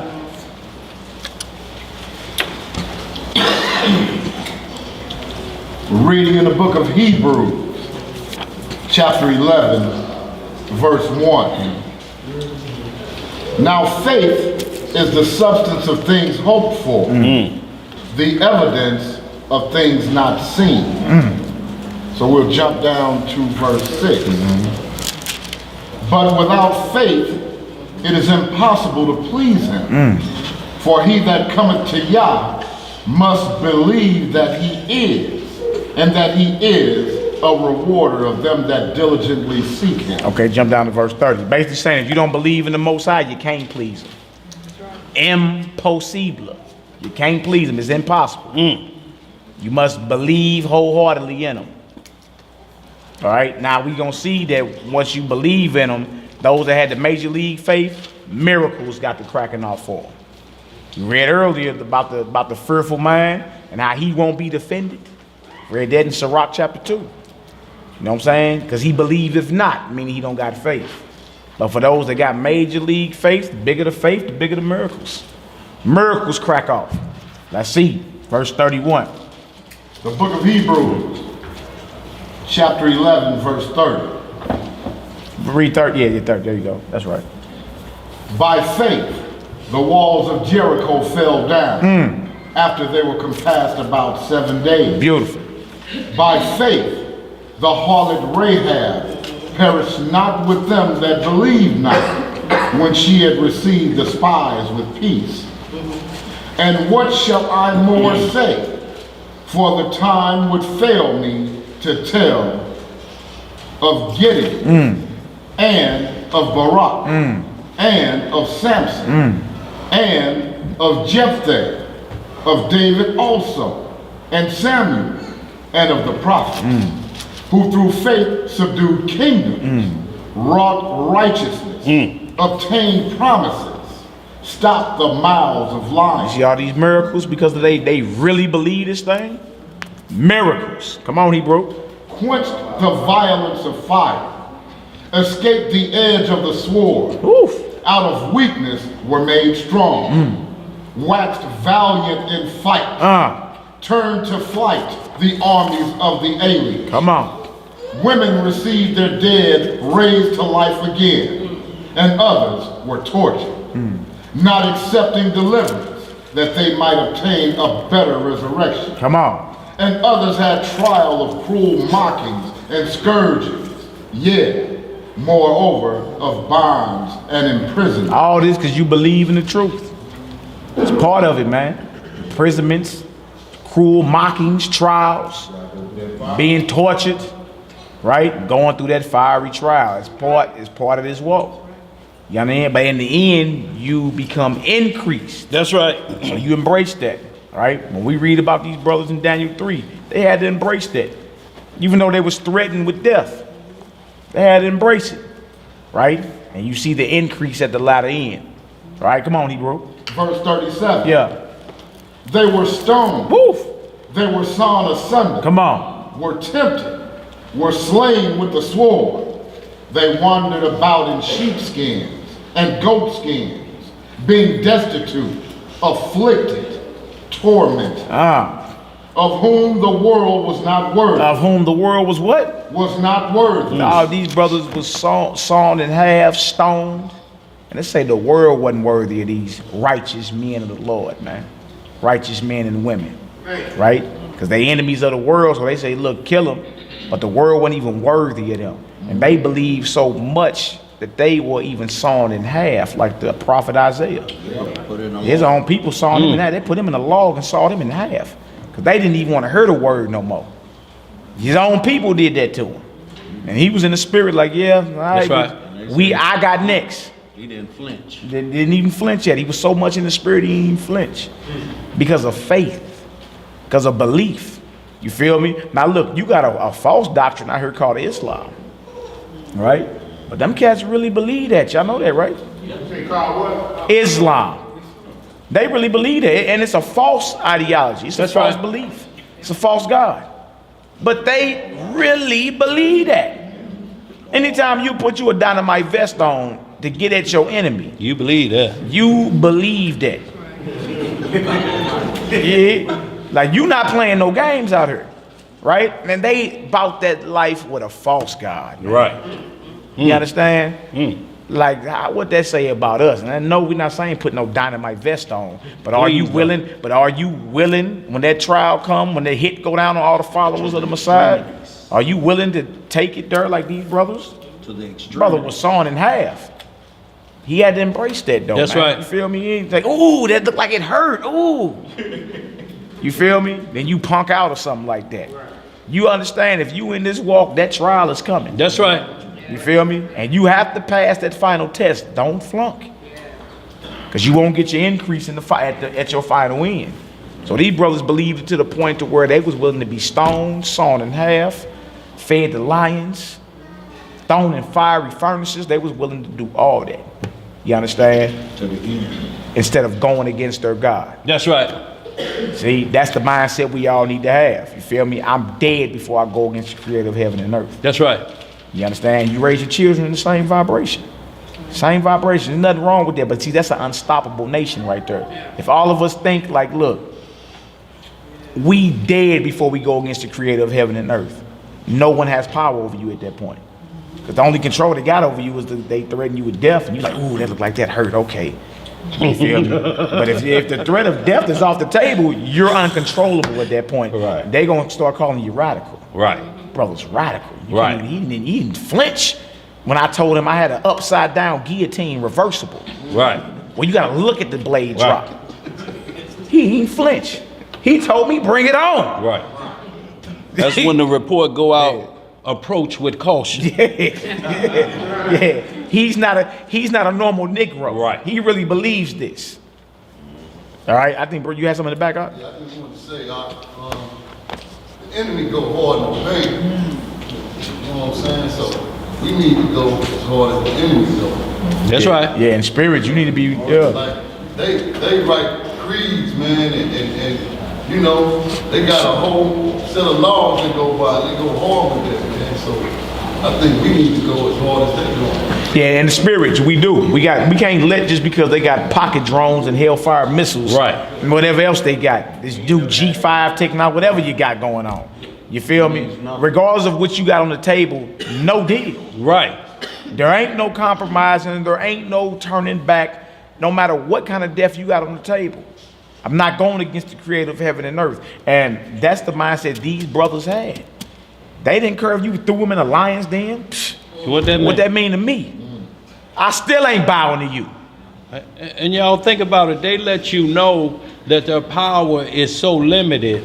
They are trying to create weaponry or aircraft that can equal to them ships that led us out of Egypt. That was over 3,000 years ago. That's right. Y'all see, this is a supernatural spaceship that they are still working on. That was 3,000 years ago.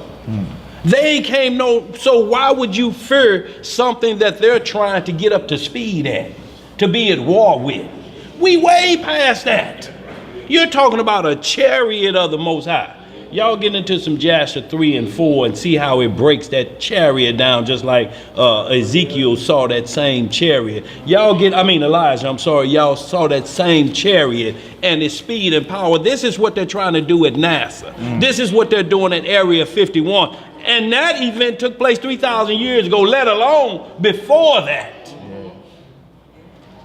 So they're trying to catch up, not us. So when we see pocket drones and stuff, that's lightweight work. Yeah, to destroy the world, but it can't do nothing about what's coming, and they know that. All the F-15s they got ain't gonna be able to do nothing with that chariots that's coming.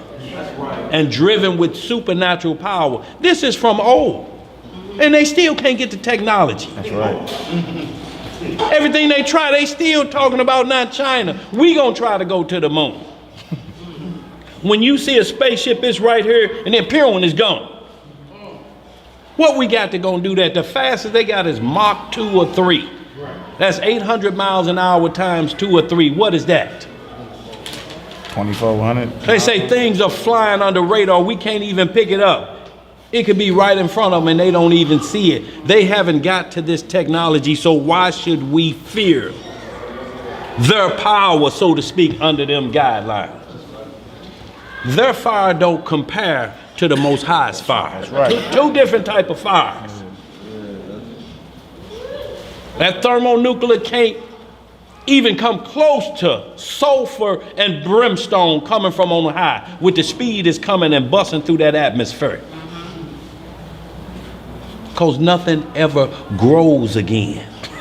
Sodom and Gomorrah ain't never, Boy, what you say? ever grew again. Never recovered. Never recovered. You can see films about Sodom and Gomorrah, the ashes, and they find a little brimstone ball embedded in the grounds and everything. I mean, nothing could ever grow over there forever. I just watched a documentary on it. They found that in the 5 cities around it. So it proves the scriptures, it proves the prophecies written. So y'all, the Most High never make your trial where he tempts you with evil. That's right. You have to be certain that you don't say my evil way has been a trial from the Most High. No, he don't do that. He ain't got no use for the sinner. Let me just read this right quick now. These three verses. Ecclesiastes chapter 15, it's in the Apocrypha, 15 and 10. For praise shall be uttered in wisdom, and the Lord will prosper it. Say not thou, it is through the Lord that I fell away. For thou oughtest not to do the things that he hateth. Say not thou, he hath caused me to err. For he hath no need of the sinful man.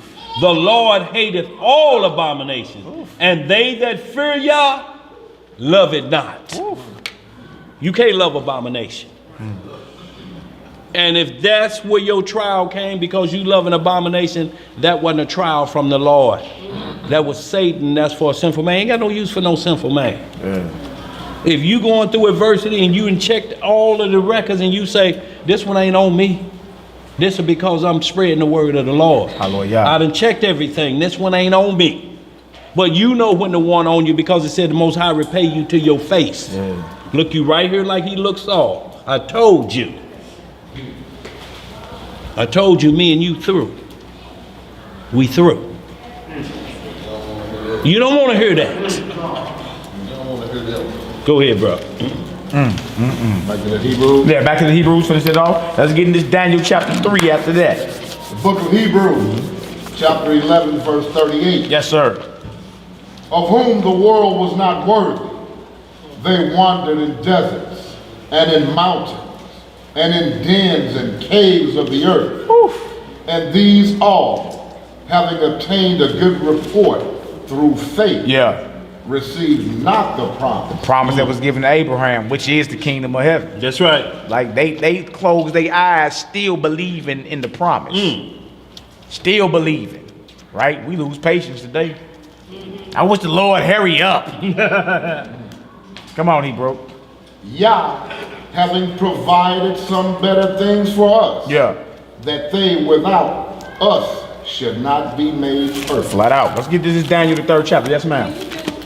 Chapter 12, 5 through 9, because it Let's do- doesn't speak to your. Yeah, the chastening. That's right, sister. That's right. Go to Hebrews 12. Y'all go over one chapter. Hebrews 12, 5 through 9. Okay. All right, we can go where y'all want to go. It's all good, baby. The book of Hebrews, Man, read might as well 1 to 9. Too close. Too close. Yeah. Start at verse 4 and don't go back to 1. the book of Hebrews, chapter 12, verse 1.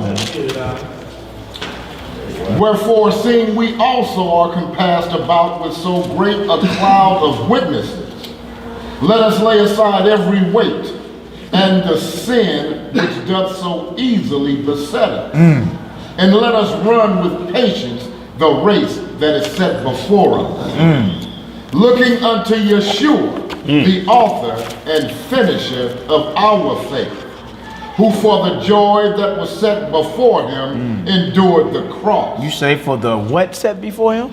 For the joy that was set before him endured the cross. That was joyful. He like, look, if I got to go through that for my Father's will to be done, then so be it. And he endured that execution state. He endured that. You feel me? Was put to death and then resurrected and lived forevermore. That's powerful, man. You dig? Today, as soon as something is inconvenience to you, you start looking for a reason to stop doing this or jump ship. You feel me? Or you lose your level of devotion to the Most High. That's right. You feel? I'm talking about inconvenience like the electric got cut off or something, or the internet. There's no more Wi-Fi. Uh-oh. The Negro don't have no Wi-Fi today, boy. He be ready to lose it. You know what I'm saying? Like, it's little stuff that you be losing. Right. You know what I'm saying? Your level of devotion to the Most High over. So are you really serving him? All right, come on, Hebrew. Despising the shame, and is set down at the right hand of the throne of Yah. Hallelujah. For consider him that endured such contradiction of sinners against himself, lest ye be wearied and faint in your mind. It say, man, consider the Messiah. Look, who didn't die for his own transgressions, died for ours. So whenever you start thinking, I'm tired of this, I'm losing my level of devotion, they say, consider the Messiah who died for not doing anything wrong. Who died because he didn't even transgress his Father. You transgress his Father. That's right. So if you start thinking, I'm getting tired of this walk, I'm getting bored or whatever, you really need to examine the life of the Messiah. You feel me? Because he went through what he went through and he wasn't found guilty before the Heavenly Father. Right? So next time you think about complaining and fat mouthing, trip off the one that laid his life down for you. All right, come on, Hebrew. Verse 4. Yeah. Ye have not yet resisted unto blood, striving against sin. You see what he said? You ain't got a paper cut on you about the kingdom. Right. And you ready to clock out. And this is too hard. You ain't got a paper cut on you. You ain't dropped not one drop of blood for this, bro. Bros was sawn in half for this, man. Bros was crucified for this, man. And you over here complaining? Right? You complaining, I'm tired of praying and meditating, and what you complaining about? You tired of being a man of the Most High? You tired of being a woman of the Most High? You ain't got a paper cut on you for the kingdom. You ain't dropped not one drop of blood for this, and you're complaining. Check yourself. All right, come on, Hebrew. Verse 5. Yeah.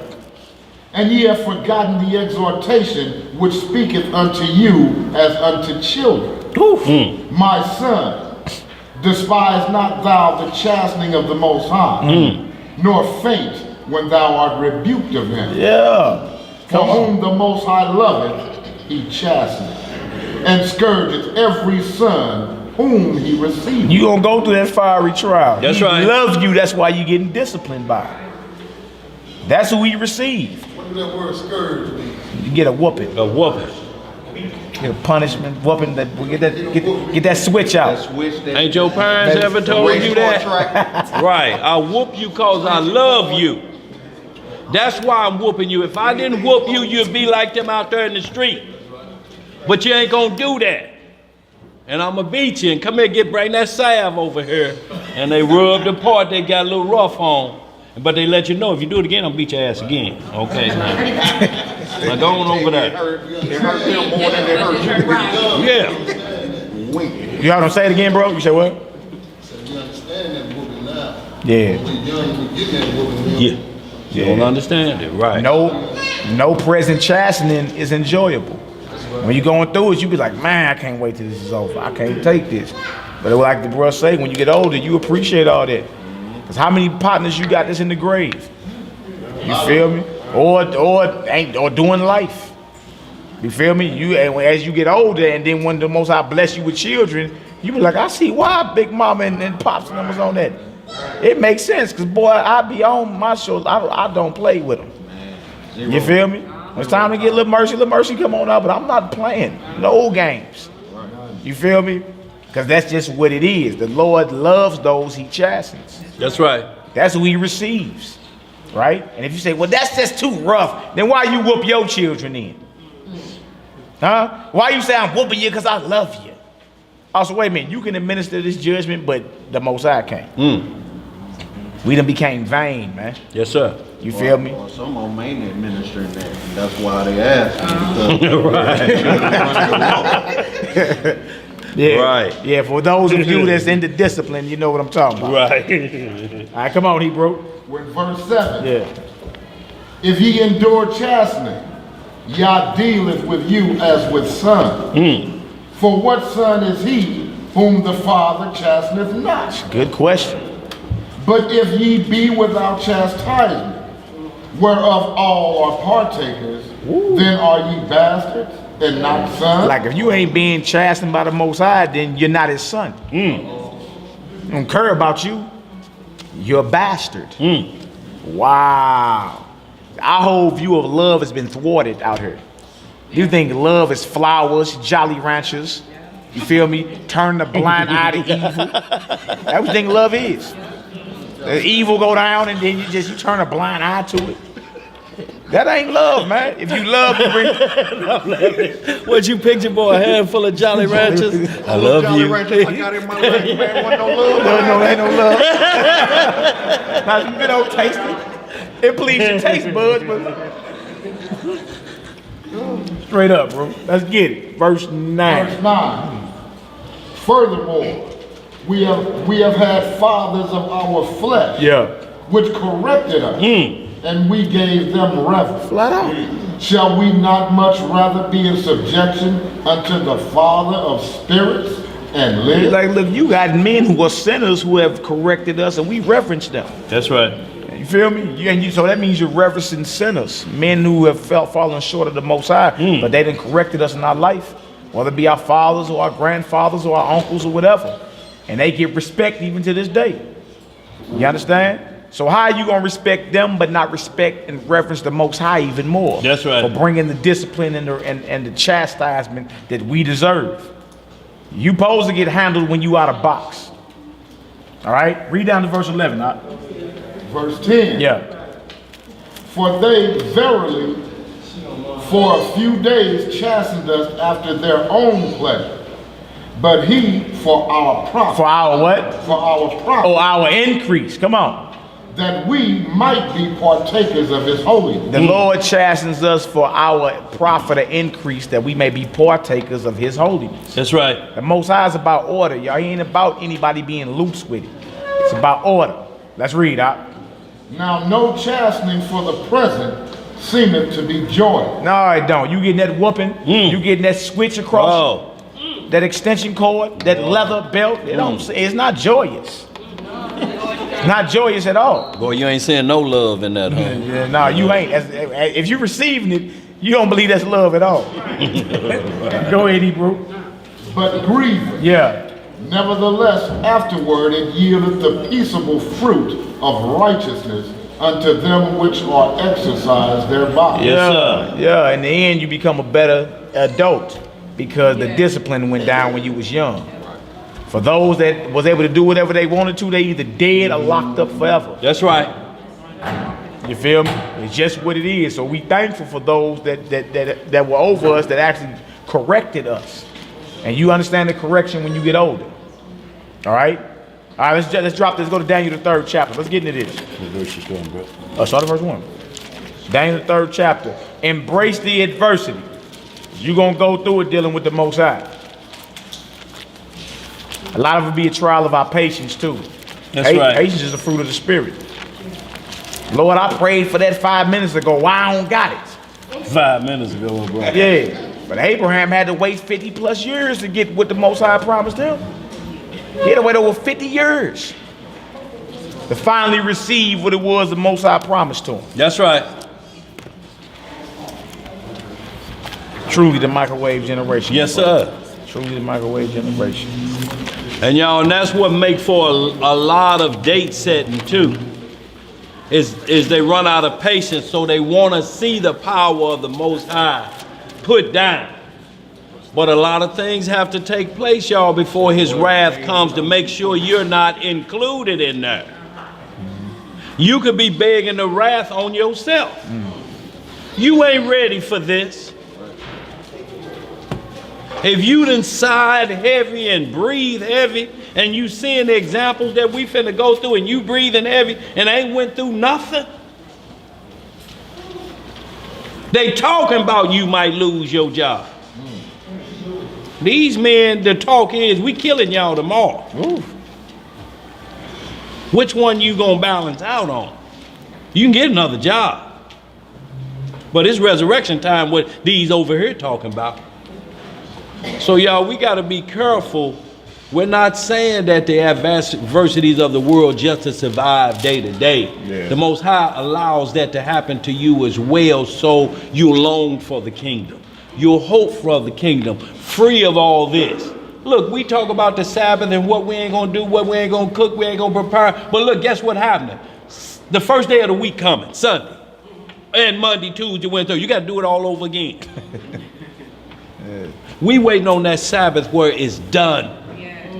You ain't got to sit on the side of the bed and think about this. I shouldn't go. Damn. I shouldn't go. Who you threatening? I got some sick time. Yeah, I shouldn't go. I ought to call in. Like you threatening them. Like you threatening them. Go ahead, y'all. They need me, huh? That's me, ain't it? Daniel chapter 3, verse 1. Yes, sir. Nebuchadnezzar the king made an image of gold, whose height was 60 cubits, and the breadth thereof 6 cubits. He set it up in the plain of Dura, in the province of Babylon.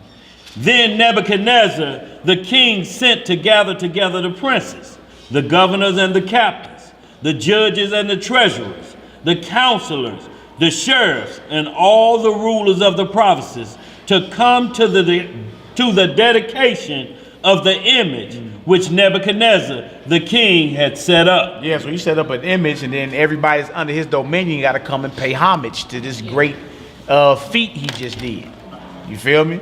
So everybody got to come and pay homage. This the king. All right, come on, Hebrew. The princesses, the governors, the captains, the judges, the treasurers, the counselors, the sheriffs, and all the rulers of the provinces were gathered together unto the dedication of the image that Nebuchadnezzar the king had set up. Yeah. And they stood before the image that Nebuchadnezzar had set up. Then an herald cried aloud, "To you it is commanded, O people, nations, and languages, that at what time ye hear the sound of the cornet, flute, harp, sackbut, psaltery, dulcimer, and all kinds of music, ye fall down and worship the golden image that Nebuchadnezzar, the king, had set up. Yeah, so the whole command is that when you hear this music, this is a ceremony. He makes an image, then he has a ceremony behind it, but he wants your complete reverence. You have to bow to this when you hear this. You have to bow to this 90-foot image that he got set up in the plane. You understand? As soon as you hear the music, as soon as you hear the instruments, everybody must bow. Just like what they do in the military when they play reveille, and regardless of where you are, you have to turn and face to a flag and salute it. I remember when I was on post before Carson, Colorado, we had to stop driving our car, get out of the car, And salute the flag, that eagle. See, so we got situations in front of us to where you can kind of relate to that. Babylon, daughter of Babylon. Yeah, yeah. It's an image. Same type thing go on. You got an image, you got music, and then you gotta give reverence. That's right. Because you're under orders of the king. Right. All right, let's read. And whoso falleth not down in worship, shall the same hour be cast in the midst of a burning fiery furnace. Therefore at that time, when all the people heard the sound of the cornet, flute, harp, sackbut, psaltery, and all kinds of music, all the people, the nations, and the languages fell down and worshiped the golden image that Nebuchadnezzar, the king, had set up. Come on. Wherefore at that time, certain Chaldeans came near and accused the Jews. And they spake and said to King Nebuchadnezzar, O king, live forever. Now the Hebrews at this time are actually slaves in the land of Babylon. You understand? They're actually slaves. Like you a slave in America. Like when they play a little music or whatever, and it's time for you to stand up and pledge allegiance to the flag of America. It's the same type situation. Right? You're giving your allegiance over to something other than the Most High. Right? And they're an inanimate object at that. They can't speak, can't do nothing. The work of a man's hand, the creation of a creation. Yeah. Yeah, real talk. All right. Now, some of the Hebrews get accused. Why? Why are some of the Hebrews getting accused? Yeah, they not dropping down because first commandment is what? Have no other gods before him. Second commandment is about idol worship. You understand? And bowing down and serving it. So if you a devout brew that served the God of Abraham, Isaac, and Jacob, this is a problem right out the gate. What you mean bow down and reverence this image? All right? So this also shows based off your beliefs, right? You believe that, right? You got faith in the Most High, right? A trial is coming in. You feel me? Right in front of us, trials are coming. To where, oh, you really believe that? Oh, we finna see, get them reversible guillotines out here. We finna see who believe what. Yeah, that quiet.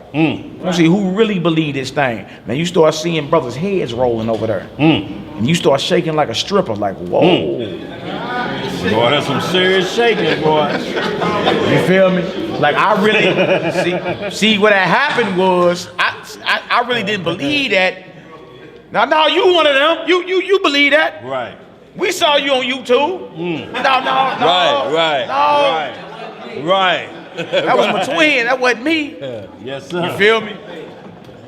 I mean, just think about it, y'all. Even when it came to the Messiah, his right-hand man, Peter, did the same thing to avoid the torture. You know what I'm saying? He denied him 3 times in the midst of adversity. Yeah. So, I mean, if Peter that was full of the Holy Spirit, what about brothers just, you know what I'm saying, that's been in the walk of life for 10 years? Peter was in that walk all his life, basically. You know what I'm saying? So don't think it can't happen. And this was a brother with faith. Yeah. You know He was saying? with the Christ. Yeah, actually with him, seeing the miracles and all that. We have to take all that into consideration. Not only that, he was the gangster of the crew. Right. That's right. One with the sword. Cutting ears off of everything. He was the bank. Hey, look, and that's why when Peter wrote in his letter, he was like, look, make your call in an election sure. Peter had to learn from that. And we hit his situation in here for us to learn from that. Like that hour's coming to where it's gonna be like, yeah, that's you. Right. You one of them folk tribe bangers. Right. That's you right there. Right. Yahoo, yeah. Dang. Yahoo. Right? Or do you realize this is one of your final tests and you embrace it? And say, yeah, that's me. What it do? What it is? Well, we got you on FEMA's red color list of you're a red candidate, red and blue. We got to get y'all off the streets. Come on with it. You feel me? Like these times are coming. We read this Bible like it's not going to apply today. But That's right. it does. You feel me? And with the executive orders that's on the book, they already got the laws to kick the New World Order off. It's just they're not being executed right now. That's right. But the laws are already established. They got everything in place. Yeah. It's To just work. certain things have to be carried out. Yeah. Go ahead, sir. And I don't know if you all remember with Hurricane Harvey, you know, they were already housing people in the empty Walmart. Yeah. They were already using those, you know, the empty Walmarts that was closing down, just using them for concentration camps to house people over. Yeah. You're right, wrong. Yeah, that's it. That's where we at. Walmart, martial law. I'm going to brother and I'm coming to you, sister. Go ahead. Go ahead, bro. You is in Chicago already. They're ready to do this thing. Yeah. They get ready to enforce these laws, man. Yeah, they ready to roll with it, man. You feel me? To where then y'all done heard about this black identity extremists. You feel me? Might as well call that the black Israelite extremists. Like, how ironic y'all come up with something about black extremists when we all waking up and coming back to the Most High. That's right. You feel me? Anybody sound like a little radical talk or whatever, you can be deemed a terrorist. Even dealing with FEMA. If you believe in the return of Christ, you consider a terrorist already. Yeah, we've been on that list for what, the past 20 Wow, years? about 20 years. Go ahead, sister. I wanted to ask you about preparing ourselves. Okay? It talked about in Luke, it stated, you know, to have 2 schools. Yeah, we had to take 2 schools. Luke 22 and 36, There yeah. you go. Have two schools, and if you don't have a school, sell your purse and buy you a school. Now, is that saying that we must honor ourselves? It's saying be ready to protect yourself. Right. Amen. You got family, man. The Most High ain't never. That's why in the scriptures tell you it's a time for war. That's right. Time for peace. I know. Yeah. I believe it. I got street people. I ain't Whoa. Well, you're prepared. Yeah.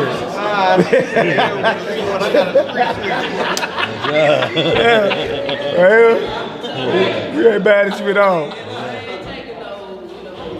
Yeah. Yeah, but you got we got every right to defend our loved ones and all that, you understand? But our salvation ain't even in that. That's right. You feel me? But there's nothing wrong with protecting yourself. Peter rode with a sword. That's It's right. what it is. But whenever we think we can stockpile enough weapons to get this heathen off us, we ain't even got enough weapons to get them to the negotiating table. That's right. Let alone put Oh, a you say the dent. negotiating table? Yeah, you ain't making no noise then. That's right. You feel me? But to protect, like if you, like in other words, there ain't finna be no Emmett Tills going on here. Like you can finna come knock at the door. Where your nephew at? He in the back room. Right.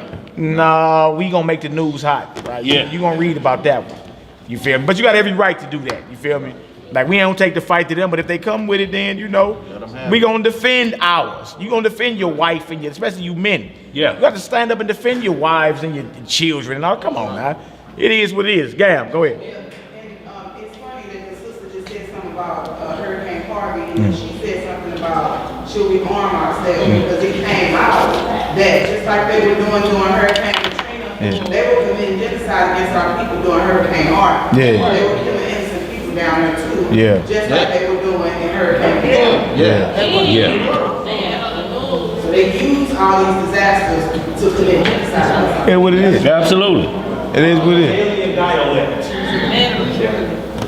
As he said, he went to the FEMA camp and they cut him off the news and said he was a FEMA camp. They was in there slaughtering them people. Yeah. That is what it is. It is what it is. You know, our power was in the prayers. Like we got an Air Force of angels. That's right. So it's time for us to get more radical in our prayer. Like and the scripture tell you the Most High, he say, ask me. and I'll give you the head of the heathen or the inheritance of the heathen. Like, we're not asking the Most High for, like he said, vengeance is the Lord, but you don't pray for it. You feel me? Most High protect me and my family. Confound any wicked enterprise that this heathen has against our families and our loved ones. Read them You feel Psalms. me? David was always crying for the head of the enemy. Yeah, yeah. They don't want you to know that though. They want you to say, "Oh Lord, butterflies and buttercups." You know. It just is what it is. You understand? Understand that we are in a war, but our power actually is more supernatural than it is physical. That's right. You feel me? Like, if you understand this, you can actually petition the heavens and ask the Most High. If it's a righteous intention, you can ask the Most High to destroy those who have a wicked, diabolical plot against you. And it'll happen. You feel me? Some of us have tried in our own personal lives, but as a collective, we can do that. Perfect hatred you speak of. Perfect hatred I speak of. Sister got something. Go ahead. Go ahead, sister. 2 nights ago, of course, everybody know I moved into the apartments over in East City. 2 nights ago, can you hear me? Yeah. 2 nights ago, in my apartment, now, I stay by myself, and they prey on people that stay by themselves. I woke up that next morning, and my door was unlocked. I always lock my door because I know I stayed by myself. So I bought me a 2x4, and I cut it to the measurements of, as y'all know, I use houses.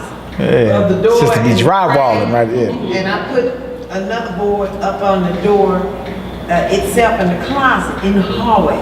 So I got 2 things holding the door in case they try to come in. And somebody tried to come into my apartment and they got a key. You can't get in, it's key in, key out. You can't get in without a key. And then, and I have been paying, I ain't paying no attention, but I have been paying for the people across the halls gas for 2 months, going into the 3rd month, and it was constantly going up, and I'm like, I'm trying to fight to get this down. I said, Lord, please make it so I don't have to ask the brothers and sisters amongst the assembly to help me out. And sure enough, I called the gas company and explained to them what was going on, and they found 2 apartments, my apartment and the people across the hall apartment. Bill is on the same bill, but it's coming to me as a... Oh, they done up the cable game? They didn't. It's tapping in the gas now? These Negroes crazy, ain't they? Boy, they done surpassed stealing cable. But the people... Like them, when they would come... Boy, now that's dangerous. Over 10 years, huh? No, I'm just saying, if they stealing gas like that, if they tapping into that, that's an explosion waiting to happen. Yeah, how is that happening? And I stay on the bottom floor, so... What is it, a 2-family I'm flat? having more what do you say? Multiple? You can smell gas. I was smelling gas in my house the first 2 months. But I didn't notice it until this month when the bill started rising up to, my bill is $390-something in a 1-bedroom apartment. What? No. So, Got the bill I got for a two-story house. Yeah. right, that's actually true. So Right. I don't know what they did or what's going on. And they were supposed to be coming out Friday, and I couldn't be there, so they said they was gonna get the landlords to let them in if I wasn't able to be there. And hopefully they got it under control, or got it together. But if they didn't, it still could be going on right now. Yo, and that's why you have to watch as well as pray. We can't put everything on the Most High. You got to do something. You know, and that means pay attention to your surroundings. Like she's saying, I secured my house. If they come through those barriers she put up there, now the street sweeper should go to work. Because you know that this ain't no accident. He didn't stagger into the wrong department. I mean, the wrong apartment. They broke in.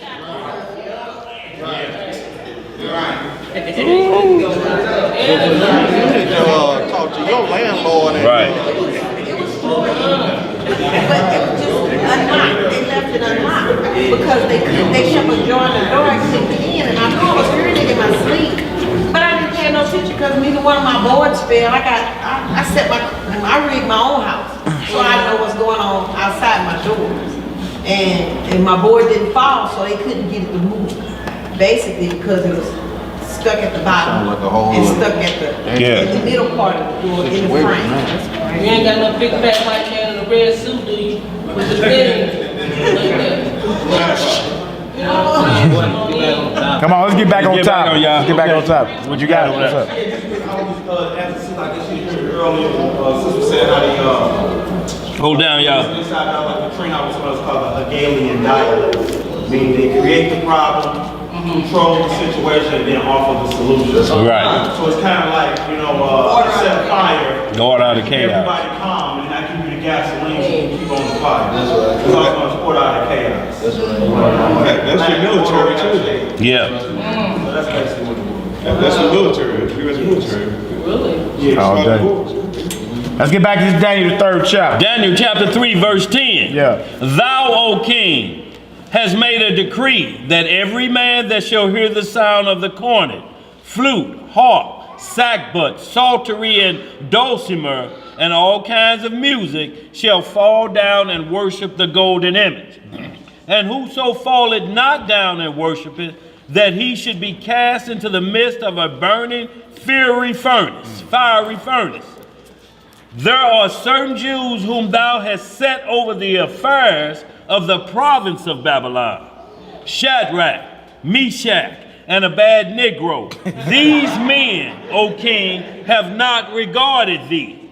They serve not thy gods, nor worship the golden image which thou hast set up. Then Nebuchadnezzar in his rage and fury commanded, bring Shadrach, Meshach, and Abednego. Then they brought these men before the king. Nebuchadnezzar spake and said unto them, is it true, O Shadrach, Meshach, and Abednego? Do not ye serve my gods, nor worship the golden image which I have set up? Now if ye be ready that at what time ye hear the sound of the cornet, flute, harp, sackbut, psaltery, and dulcimer, and all kinds of music, ye fall down and worship the image which I have made. Well, but if ye worship not, ye shall be cast the same hour into the midst of the burning fiery furnace. And who is that God that shall deliver you out of my hand? Straight spiritual warfare based off your beliefs. See, in the ancient world, you get killed over your beliefs. Today, they done pacified you. You think you got what's called freedom of religion. You can be living right next door to a practicing witch. You feel me? But in the ancient world, beliefs were so powerful that you would be killed for that, right? And you see how it is now, because 10 levels of hell break out when you start explaining to people your new belief, right? People really, if they could, they would vanish you for that, because a belief is what somebody becomes. It's a stronghold. You feel me? And when you tear that down, they feel as if you just tore them down. That's right. Because you are what you believe. As a man thinketh, so is he. That's right. So your belief is very important. I heard you come, this Hebrew, that found out that everything that your people doing is false. You dig? And you come right through the door and you tear that idol right about their mind. You feel me? Had we been in the ancient world, your soul would be required. That's right. You feel me? Today, you know, people like, I hear you on street corners and all that. I hear you. But let's see if it's like that when it's like whoever talking about that Bible, head gonna get chopped off. That's right. We'll see where the real rider's at then. It's coming. Right now, you can stand out on 34th Street in Manhattan and cuss heathens out. I hear you. But as soon as the hit go down, see, this a hit right here. That's right. If you don't get down how I say get down, you gonna get burned alive. Then we gonna see. You understand? Because a belief is very, very important. The most transforming thing you can receive is a transforming thought. That's right. That's powerful. Because if you got new beliefs, you think different, speak different, move different. Totally different person. You dig? So this is a battle over faith right here. Belief. We about to see if these brothers really believe in the God of Israel, or is they just wolfing? All right, let's read. Shadrach, Meshach, and Abednego answered and said to the king, O Nebuchadnezzar, we are not careful to answer thee in this matter. Y'all heard how they responded? We are not careful to answer you concerning this. We all the way in with the Most High. Yeah, we said it. No, we not bowing. So when you read, we are not careful to answer thee, you know, this is your book written by your people. That's right. I put it in today's terms. Yeah, we said it. No, we not bowing to that thing. Right. You know how you got that look at the Yeah. Well, you offended me asking me that. One of them looks. We are not careful to answer thee in this matter. You feel me? So you know some people try to be politically correct in their answer. And so technically all we were saying was, and you feel me, because death is on the table. Now you're trying to be politically correct. That's right. But none of the prophets were politically correct. Was Moses politically correct with Pharaoh? He came with a straight up message, thus saith the Most High. You understand? Was David politically correct with Goliath? He said, today you're going to know it's a God in Israel, you uncircumcised heathen. And I'm cutting your head off with your sword. You see? This ain't about being politically correct to appease all sides to get everybody to get along. This is about the straight up message of the Most High. That's right. You feel me? And these bros came with a straight up message. They wasn't trying to appease the wrath of Nebuchadnezzar. They look, we are not careful to answer you in this matter. That's right. It is what it is. Ooh, and it turned up. All right, come on. What else to say? If it be so, our power whom we serve is able to deliver us from the burning fiery furnace. Yeah. And he will deliver us out of thine hand, O king. They like, our God to deliver us up out of this madness you talking about. Come on, Hebrew. But if not, be it known unto thee, O king, that we will not serve thy gods, nor worship the golden image which thou hast set up. But even if we burn alive in that furnace, we still ain't worshiping your God. When you're done talking, right? That's everybody's mindset should be that. You understand? Even if I gotta die serving my God, then so be it. I'm not going against him. That's right. You understand? Now, will a miracle crack for you? Of course. But what if you the ones where you gotta lay it down? You should be just as happy. Right. You embrace the adversity. That's the name of the class. Embrace that. They were looking over that fiery flame. Like, throw more wood on there. Yeah. Man, we ain't tripping off what you talking about. You can, man, turn that furnace up. Where your gasoline at? You feel me? But that's the mindset you need to combat evil and wickedness. You can't combat wicked and evilness like, patty cake. Ooh.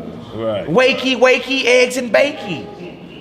You can't defeat that evil spirit like that. You got to be all in with the Most High. That's right. You understand? If not, you going to flinch and go left field because you haven't really embraced the adversity that you're going through. All right? We got to embrace that, man. That's the mindset we got to have. Even if we die, we not serving no other God. That's the mindset you got to be in. You, your spouse, and your children. That's right. Because this heathen about to turn it up. He coming with his new world order. You make no mistakes about it. You understand? And when he do, you going to see who really down in. You going to see plenty of Hebrews who you thought was, I'm talking about strong in the scripture, taking their fringes, garments off, tossing them. No, I ain't, no, that, you feel me? But that ain't how these brothers rock. They like, it's till the casket drop. You going to have to kill me. You understand? That's the mindset we got to be in to combat what's coming. Because it's coming. All right, come on, Hebrew. Then was Nebuchadnezzar full of fury, and the form of his visage was changed against Shadrach, Meshach, and Abednego.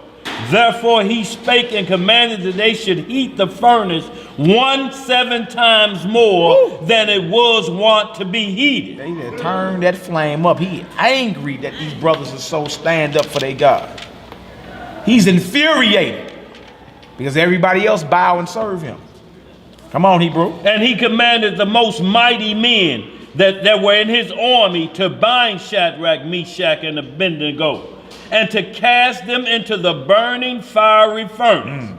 Then these men were bound in their coats, their hosen, and their hats and their other garments, and were cast into the midst of the burning fiery furnace. Therefore, because the king's command was urgent and the furnace exceeding hot, the flame of the fire slew those men that took up Shadrach, Meshach, and Abednego. And these 3 men, Shadrach, Meshach, and Abednego, fell down bound in the midst of the burning fiery furnace. Then Nebuchadnezzar the king was astonished, and rose up in haste, and spake, and said unto his counselors, Did not we cast 3 men bound into the midst of the fire? They answered and said unto the king, True, O king. He answered and said, Lo, I see 4 men loose, walking in the midst of the fire, and they have no hurt. And the form of the 4th is like the son of Yah. Now trip off that. Because of their faith is unwavering, the Most High sends protection. Bigger the faith, bigger the miracles. But they was convicted in their mind before they even got thrown in the furnace. Even if we burn alive, we not bowing to you. No bets off. That's right. No deal. You feel me? The Most High saying, what it say, one like unto the Son of God. Huh? There to protect his servants, man. That's right. Whoever did the Most High, whoever called on the Most High, he ain't show up for. You see that? Real talk, man. You're going to need that type of diehard faith to make it through these perilous times. Because this here, they got every bit of technology. This technology done morphed overnight. That's right. You feel me? They doing all types of... What these heathens are doing now is trying to sync artificial intelligence with the creation of the Most High. That's right. They call it singularity, in which artificial intelligence takes over. That's where they going. The image of the beast is speaking. Now they got sex. Y'all know the sex bots and all. They got all that out now. That's right. They got Sophia, who just got citizenship over in Russia somewhere. She talking. You feel me? They got all type of madness going on to where artificial intelligence is. Look, how is it the norm? Google. Wop, wop, wop, wop. And she answered back. It's a she. She talks back to you. According to Wikipedia. Like, that's the norm to you now. Artificial intelligence is talking to you now. That's right. And you looking at it like, oh, you know, just another, day in the park. It's all good.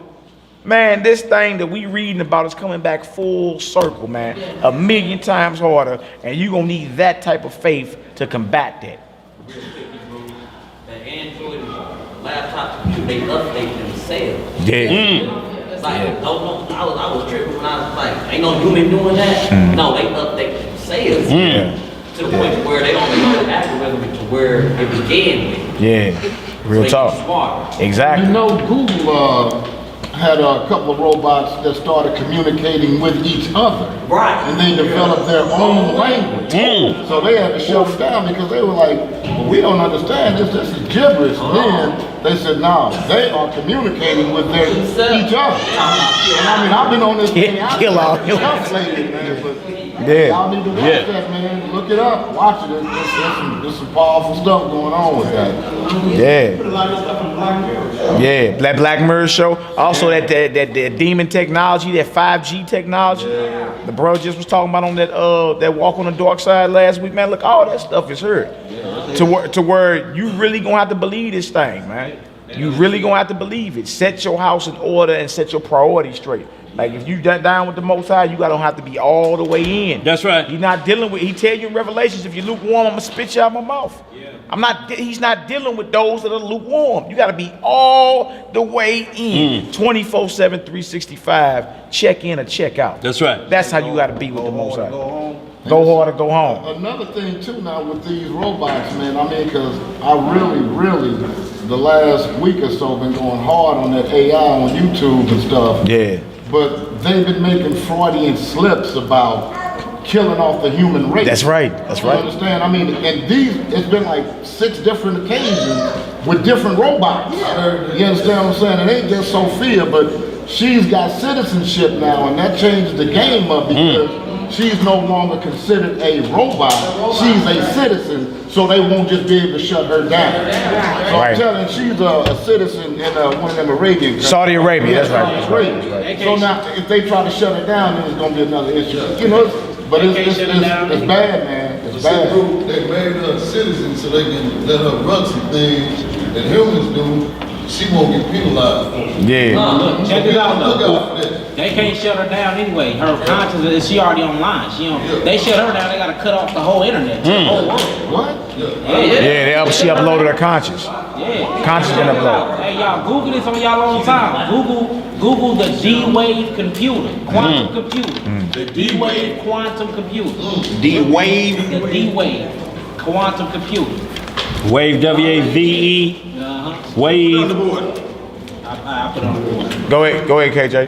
Right before you said they made her a citizenship, I was watching Ted 2 the other day. Yeah. And how they were trying to make him a citizen or instead of property. Wow. So, Ted 2. Yeah. They talking technically. Yeah. And talking teddy bear. Hey, and also the movie, y'all, come on, Avengers, the Age of Ultron. Y'all remember that computer program gained its own conscience and took over, and they had a problem because it was everywhere. Even if you killed the robot, it was uploaded to the internet. It was nothing. It was nothing you could do about it. You know what I'm saying? These are the days and times that we in. When you read Revelation 13, it say that he had power to give image to the beast, and that the beast should speak, and that whoever should not worship the image of the beast should be killed. Well, you always, if you thought about it before this time, you thought, okay, that's a talking Mona Lisa or something. No, if the image of the beast is speaking, that's this artificial intelligence. That's right. That's what's going on right in front of your face. You feel me? They just came out with a religion for this thing.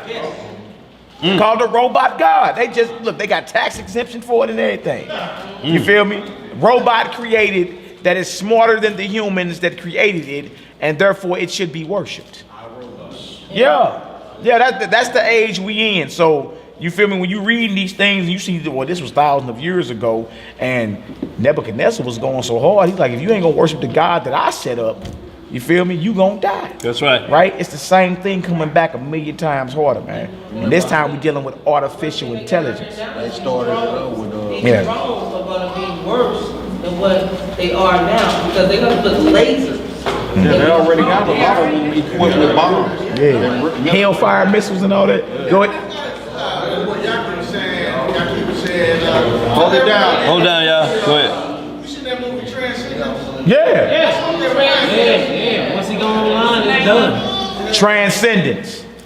Y'all need to look that movie up. Transcendence. That's what it was. And these drones now, in Colorado, the drones is straight. They do their Amazon shipment. You can order something off the line and get the next hour. The drones will send it straight to your door. Yeah. They do that in Colorado right Drone shipping going on. Yeah, because they say, but see, this is all the setup. It's like what they do, like the one brother was saying. They create an issue, monitor it, and then to gauge the outcome of it. But the government says, falsified situations up, like all these children being snatched. Yeah. All these kidnappings and things are going on. Eventually, when they start saying that we got a computer chip to put in you where you could, a tracking device where they go missing within the first 5 seconds, you can monitor where they are. They already have that. But I'm saying what they do is create situations to make it where the public say, okay, we need it. It was just like 9/11 when they said, well, if you give up some of your rights, then we can make you safe. And they interviewed so many people that said, hey, I'm willing to give up my rights that I feel safe in my environment. We still under that Patriot And Act. we're still under the Patriot Act. So what they do is create these situations so that, it becomes so horrific and so on a mass scale that everybody is in tune and on one accord to say, okay, we willing to do this. We're willing to trade this for that. That's what that's they doing that neutrality thing. They trying to flip the script on and give up our internet rates. Yeah, they're doing all that, man. All these school shootings, so people relinquish their arms to the government. You know what I'm saying? Now, mind you, they set up a document, the Constitution and things, and bills, the articles and everything. But they go against those same articles they set before you to ensure some kind of safety for you. But they turn around and modify those same laws and constitutions to take away your rights that they say you have to give them more power to control you. You see? So, I mean, they're the masters. This is that final global power for world destruction and domination. It's coming. They've been implementing for a long time. And like when we first got into this walk, you know, a lot of the things that are present now that we were talking about and reading about in the scriptures years ago, or we are actually living it now. That's right. Because the internet wasn't around when we first got into script, so we were reading about it in prophecies. And to actually start seeing it actually start playing out with the naked eye is amazing. That's right. You know what I'm saying? It's amazing and terrifying. You know, because you actually seeing what you read about actually unfolding before your eyes. That's right. You know? Did you guys actually see where they put the clock 2 minutes closer to doomsday? Yeah, I seen that. I seen that. Do some crap like Hey, brother back had something too. What you saying? Man, look, it ain't gonna be easy. This is the last country where they gotta take guns, man. It's gonna be a lot of bloodshed and death. Okay? So get on the side of the Most High. We're gonna win this. That's right. That's right, Doc. Come on, let's finish this, y'all. In the end, we win, right? Yeah. Daniel chapter 3, verse 26. Then Nebuchadnezzar came near to the mouth of the burning fiery furnace and spake and said, Shadrach, Meshach, and Abednego, ye servants of the Most High God, come forth, come hither. Then Shadrach, Meshach, and Abednego came forth of the midst of the fire. And the princes, governors, captains, and the king counselors, being gathered together, saw these men upon whose bodies the fire had no power, nor was the hair of their head singed, neither were their coats changed, nor the smell of fire had passed on them. That's supernatural, boy. Cause you can't be over no grill right now barbecuing, and that smell of barbecue don't be on them clothes. That's how you know that was supernatural. That's right. That was what's called divine intervention, and you have access to that same divine intervention through your faith. That's why I say without faith, you can't please him. That's right. They had to really believe. It was all bets on how many Sabbaths you kept. It wasn't even about all that at that point. It was like, do you really believe this? You know what I'm saying? Yeah. Commandments and faith has always been our way of life. It ain't just you keep the commandments. You can make a child keep the commands. That's right. You feel me? But every child gonna arrive at a point to where he really gonna have to believe what you've been teaching him this whole time. You feel me? And that belief is that faith. The bigger the faith, the bigger the miracles, man. Yeah. You understand? Embrace that if you got to go through that. There ain't even no sense of being scared of it. Because look, not even worst case scenario. I mean, look, your next moment, even if you do go into that fire, your next moment is before the Most High. Uh-oh. Uh-oh. And you died for what was real. You didn't die from a disease. You didn't die from a bullet. You didn't die being promiscuous or nothing of that. You died because you was riding with the Most High. That's right. Job well done, good and faithful servant. Come on. You understand? Like, you know, you got to weigh the odds up. That's why the scripture tell you, count the cost when you get down with me. Count the cost, man. You understand? Because this very thing going to require your life.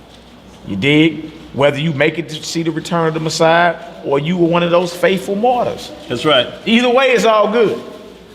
All right, go ahead and finish that off. Then Nebuchadnezzar spake and said, Blessed be the God of Shadrach, Meshach, and Abednego, who has sent his angel and delivered his servants that trusted in him, and have changed the king's word and yielded their bodies, that they may not serve nor worship any god except their own. Therefore I make a decree that every people, nation, language which speak anything amiss against the God of Shadrach, Meshach, and Abednego shall be cut in pieces, and their houses shall be made a dunghill. Now you trip off this? This the king who was just an idolater, who just was riding with a false god. But he seen that power and had to give it up and was like, hey man, that's what that is right there. I'm so down, anybody that speak against them going down. Woo! You talking about the power of the Most High, boy. And can't no sword produce that.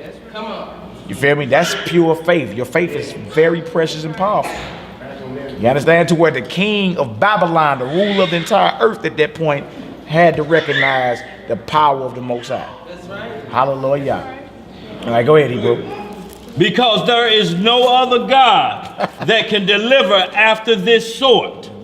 Then the king promoted Shadrach, Meshach, and Abednego in the province of Babylon. And now they get promoted. Now they own corporate status.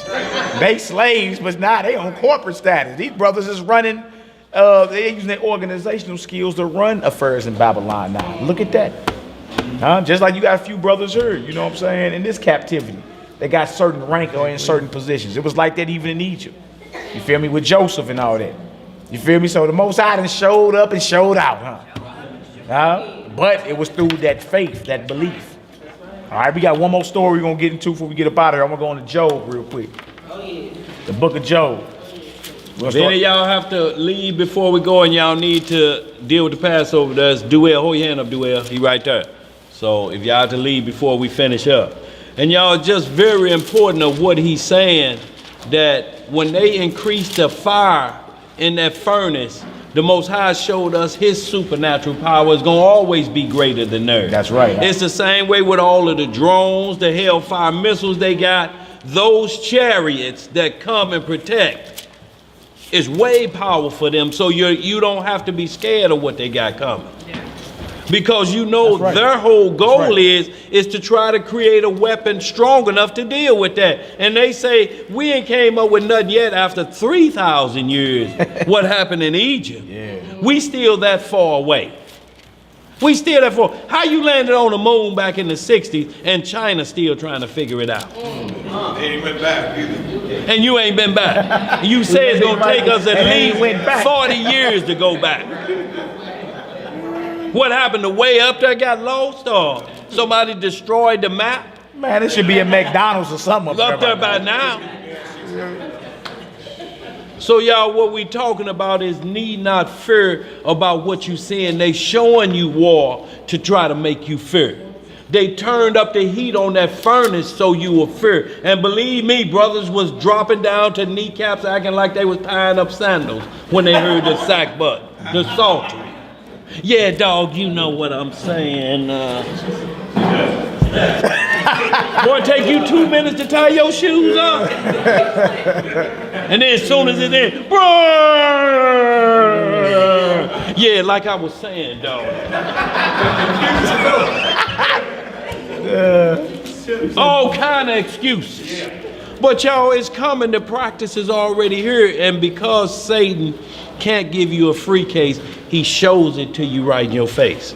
He like, what y'all gonna do? Half y'all ain't got no faith in this. Y'all can't win this war. I'm gonna show y'all what we gonna get. What we got. Our battle is in array right now. We gonna show y'all how we gonna march on y'all. We gonna come in your neighborhoods and show y'all how we gonna march on y'all. Then we gonna see where y'all faith is at. Y'all, they ain't playing around. It didn't happen in every kingdom, y'all. These are kingdoms. If Donald Trump is the president of this last one going down, then he gonna experience what Nebuchadnezzar just did, what Pharaoh experienced. So y'all, we ain't got to fear. And we talking about these were powerhouse armies back then. They fed the whole world. They were just like America is now. In every one of these captivities, we were their slaves. But it's to show us that no power is greater than the Most High. That's right. So if your ancestors lived in them kingdoms and they got through that, what you worried about this one for? What we cared about artificial intelligence for? That's right. It can't make you do nothing. That's just like Pontius Pilate. Yeah, absolutely. He washed his hands up. Yeah. Because the blood would be on them, not on him. Right. And then he turned around, he became a Christian. Well, and look, he told, and the biggest thing about that, the Messiah told him, he told the Messiah, don't you know I got power to let you go? Man, you ain't got no power. What you talking?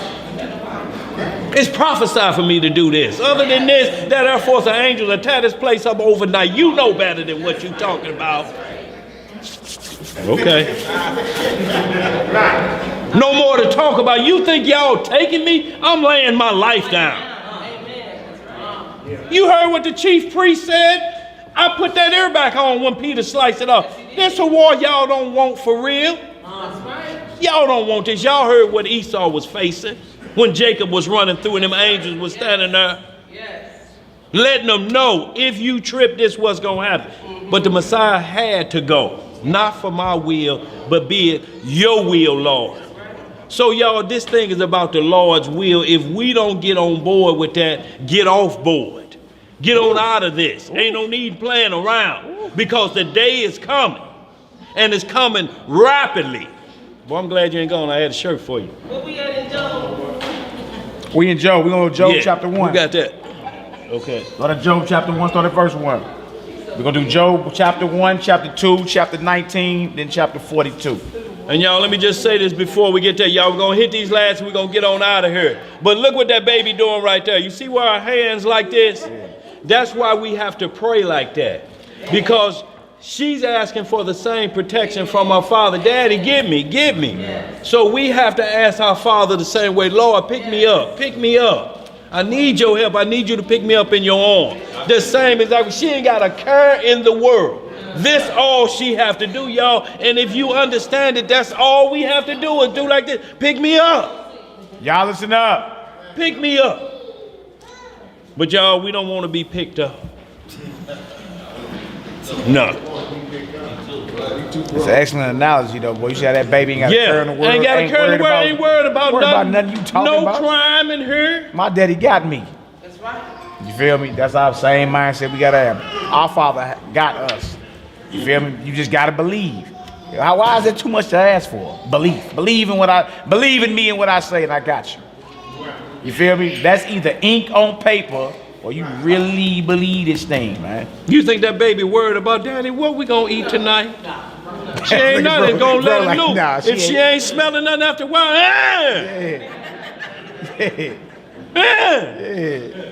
Oh, you hungry, ain't you? Yeah. Them little babies run the house, boy. They get to crying, boy. All bets is off. Furniture get to moving, the baby get to crying. You fall out the bed, lights come on. What's going on? What? Everybody get accused. Right. Yeah. Let's get it, y'all. The book of Job, Job chapter 1. We'll start at verse 1. This is an excellent story. I would say when y'all get a chance, read all 42 chapters when y'all get a chance. Beautiful story. You understand? I had this brother lost patience and didn't embrace his fiery trial. Then he would have never doubled up at the end. He doubled up at the end. He was increased in the end because he remained faithful even in his affliction. All right? The worst thing you can do is start asking, why me? That's the worst thing you can do. You feel me? Yeah, why me, Lord? Why I gotta go through all this? When that's a prerequisite to get to the kingdom. You feel me? You gotta go through it. You gotta be battle tested and approved. Gold is tried in the furnace, and acceptable men in the furnace of adversity.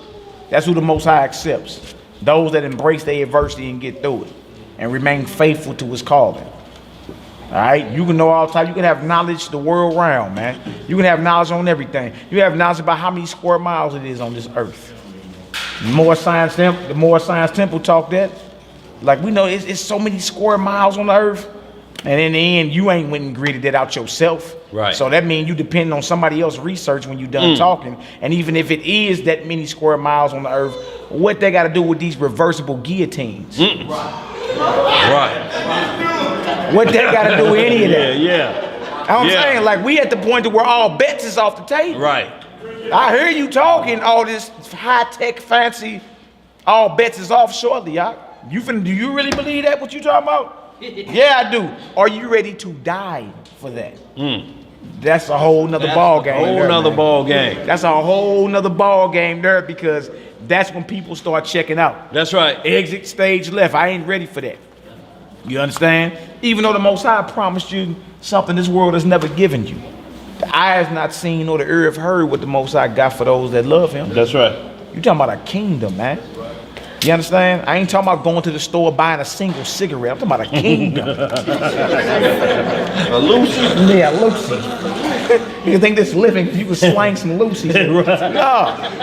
No, this is not. We're talking about royalty, kingdom, forever, powerful, made like unto the angels, supernatural. Right. You feel me? What we had in the beginning. You Yeah. understand? And for us to get to that, we gotta endure and go through what we go through. Bro, come on with it. That's the mindset you be in. Come on with it. Right. All right, let's get this Job. All right, Hebrew, Shalom. Shabbat Shalom. Job chapter 1, verse 1. We got a few more. We gonna get up out of here. Chapter 1, verse 1. Come on. There was a man in the land of Uz, whose name was Job. And that man was perfect and upright, and one that feared Yahweh and eschewed evil. That's somebody biblically that's perfect, and somebody that hates evil and fears the Most High. It don't mean you're flawless. You feel me? It don't mean you ain't made a few mistakes or whatever. But perfect, biblically speaking, it means you fear the Most High. That's right. And you hate evil, meaning even if death is on the table, you're not going against them. All right, come on, Hebrew. Verse 2. Yeah.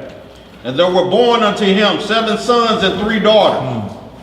His substance also was 7,000 sheep and 3,000 camels, 500 yoke of oxen, and 500 she-asses, and a very great household, so that this man was the greatest of all the men of the east. Y'all highlight that verse 3 right there. 'Cause when we get to the end of this story, we're going to come back and see how much he increased or profited. 'Cause remember, it said that you may profit at your latter end, that you may be increased, right?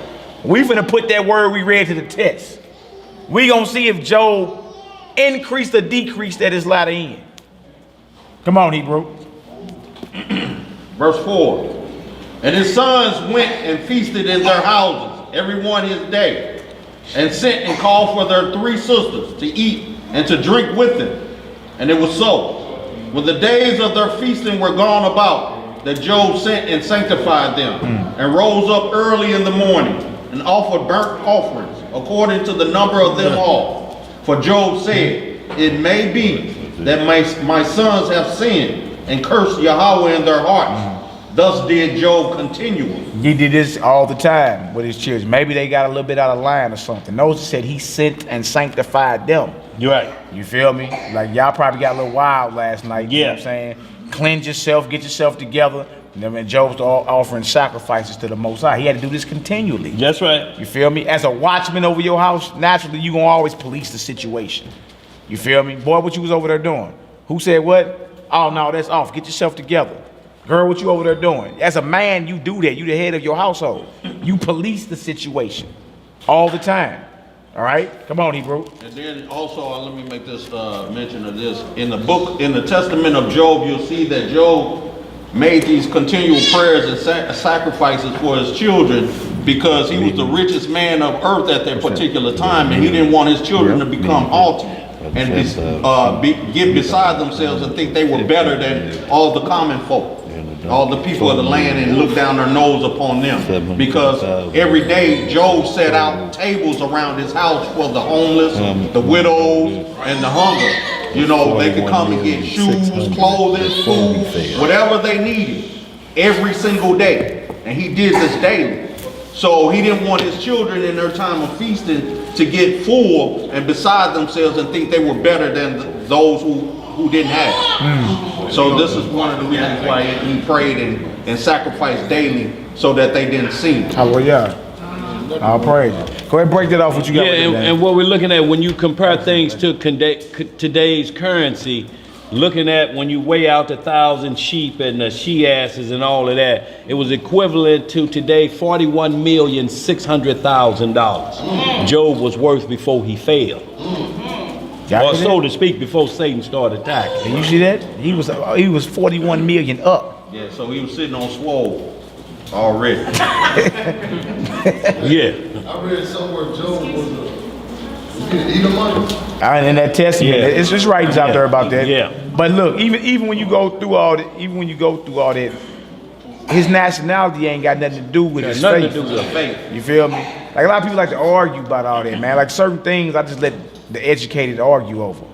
The educated Negro, he was an Israelite, he was an Edomite. It's a controversy online if Cornelius was an Israelite or an Edomite. Now Ruth, the Moabite, is an Israelite. You like, look, that like the moral of the story ain't even about all that. The moral of the story ain't even about all that. The moral of the story is about this man's faith and how he got through this fiery trial. You feel me? And anyone can apply that to their life if they serve the Most High. That's the whole thing. We read these things to learn from them and then apply them to our lives. You feel me? That's what all that's about. You know, so there are all extra writings out there. You won't find it here in the book of Job. It just say he was in the land of Uz. You understand? But is it possible? Of course. Yeah, of course. But that ain't the more of the story though. Like you in the land of America, you ain't no Edomite.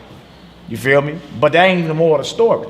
The more of the story is this man's faith was tried and tested, and he came out at the end increased because he never laid down his integrity and never laid down or turned his back against the God of Israel. That's right. He never did it. He was 100% in. If you read the testaments, if you get a chance, look up the testament of Job, because it'll go in depth about everything that we read about, because the 66 books kind of jump, okay? Whereas a lot of these testaments and the pseudepigraphas and things of this nature may give you day-to-day account. That's right. And it fills in those gaps, so you get a clearer understanding of what was taking place and why. Okay. No, somebody else had something. Somebody was raising their hand. I guess we cool. Come on, let's get it, bro. Okay. Somebody else had it. Where I'm at. Verse 5. No, 6. You in verse 6? 6. Okay. Yeah. All right. Verse 6. Now there was a day when the sons of Yahweh came to present themselves before the Lord. And Satan came also among them. So the question is, who are these sons of the Most High? Who are these sons? Because there's a doctrine out there saying the sons of the Most High are only Israel in the Bible. You feel me? And then when you get into the whole angels and fallen angels and all that, people are trying to discount that because they feel that the sons of God are strictly dealing with the line of Adam after Seth. You feel me? So the question is, who are these sons of God that Satan is amongst when they come present themselves before the Most High? And being that Satan himself was an angel, he's considered a son as well. He's just a rebellious son. You feel me? He's a rebellious son or a rogue son that went against the order of his God. Right. So who are these sons of God right here that present themselves before the Most High every day? Will have to be angels. Right. Will have to be. You feel me? All right, let's read Hebrew. Verse 6. Verse 6. Now there was a day when the sons of Yahweh came to present themselves before the Lord. Yeah. And Satan came also among them. Come on. And the Lord said unto Satan, Whence comest thou? Or where you coming from? Come on. Then Satan answered the Lord and said, From going to and fro in the earth, and from walking up and down in it. And the Lord said unto Satan, Hast thou considered my servant Job, that there is none like him in the earth, a perfect and upright man, one that feareth Yahweh and escheweth evil. So now we know that Satan ain't somewhere in the lake of fire with red pantyhose on with a pitchfork smoking a joint. So smoking a cigarette. It is a walking, going to and fro in the earth and from walking up and down in it. The spirit of Hashatan is in the earth. That's right. You understand? And he looks for a host. Demons too. They look for who gonna do my bidding and do my will. You understand? That's what that is. So Satan doesn't want to get thrown in the lake of fire. He's trying to prolong that. Because, you know, that's his final resting place. His judgment. But you thought this whole time that Satan was already in the lake of fire, chilling like he taking a bath or something. You feel me? No, that's judgment for him. He ain't trying to go there either. You see, Satan is walking around up and down in the earth, to and fro in it, looking to bring chaos to the situation. All right, come on, Hebrew. Verse 9. Yeah. Then Satan answered the Lord and said, Doth Job fear Yahweh for naught? Hast not thou made an hedge about him, and about his house, and about all that he hath on every side? Thou hast blessed the work of his hands, and his substance is increased in the land. But put forth thy hand now, and touch all that he hath, and he will curse thee to thy face. Now trip off this. This the Most High and his rebellious son having a dialogue about you. About Job. You feel me? What make you think this can't happen about you? You see? What make you think this dialogue ain't happened about you? Trip off that. Let's read. Come on, Hebrew. Verse 12. And the Lord said unto Satan, Behold, all that he hath is in thy power. Only upon himself put not forth thine hand. So Satan went forth from the presence of the Most High. Oh, so Satan has to have permission from the Most High to get at you. You see that? So we just learned that for one, he ain't in the lake of fire bathing nowhere. Two, he's walking to and fro up and down the earth. Three, he still got to play by rules when it comes to your soul. He ain't a loose cannon doing whatever he want to do. That's right. You feel me? He got to go holler at the Most High concerning you. CEO. Huh? He got to holler at the Most High concerning you. It is what it is. He said, oh, okay, do that, but don't do this. You don't got the authority to do this. You ain't got the authority to take his soul. That ain't in your job description. Yeah, you ain't got that. But okay, if this is about a trial, this is about a test concerning my servant who I know down with me, all right, go ahead and do that, but don't do this. Right. So it switches up your mentals and what you really think about the Most High. That's right. You feel me? And the devil, you thought the devil this whole time was just chilling in hell. You feel me? Relaxing, just, shooting the breeze. Right. Like he on vacation or something. In torment. That ain't torment, is it? No, that ain't torment. Chilling on a throne in torment. Yeah. Go ahead, El now. So they're saying the devil made you do it, that's a lie. Yeah. It is a lie. It is a lie. Look, let's keep reading, Hebrew. Verse 13. Remember, you have to go through your fiery trial to be accepted by the Most High. You feel me? This is a fiery trial. It seems like some days Satan just picking on me. Yeah. Dang, he mad. Satan mad as a mug, boy. Hotter than fish grease.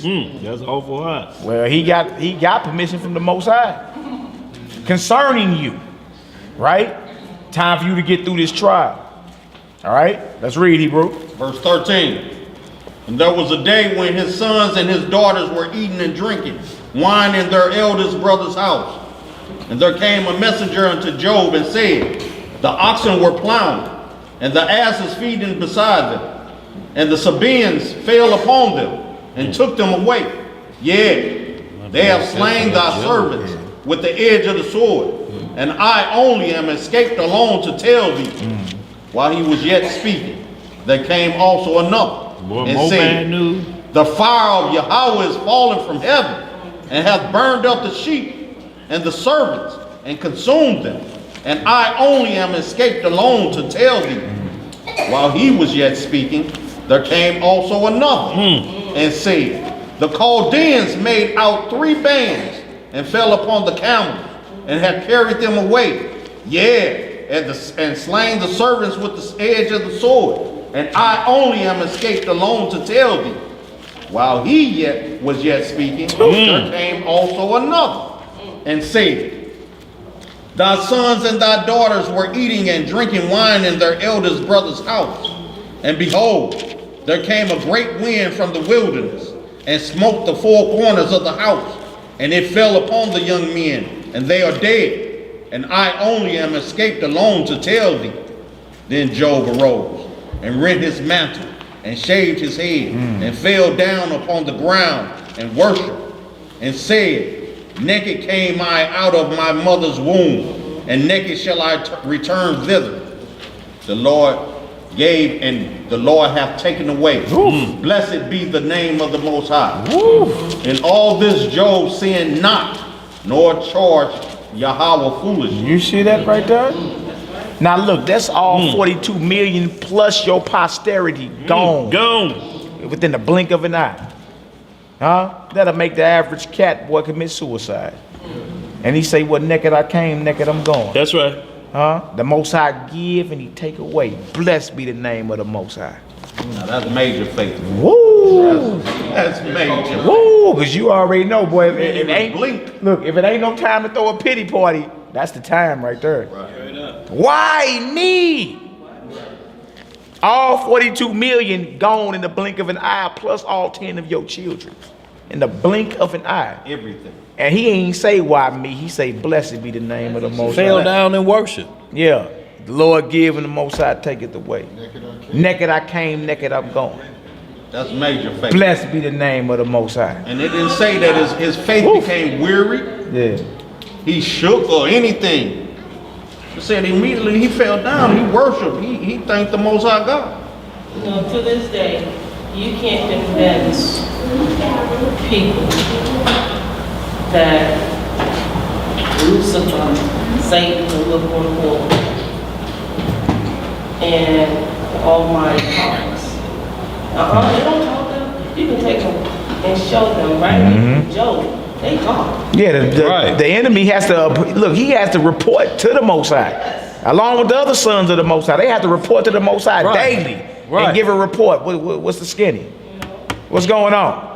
If y'all look at it, what's right before your face is like a court system. You got a judge, you go to the prosecutor. Yeah. Well, what you mean? What you want to try? Look, we got some evidence, you know, his auntie bringing the drugs in. Okay. And then you got the defense lawyer who's defending the cause, which is the angels that's defending your cause.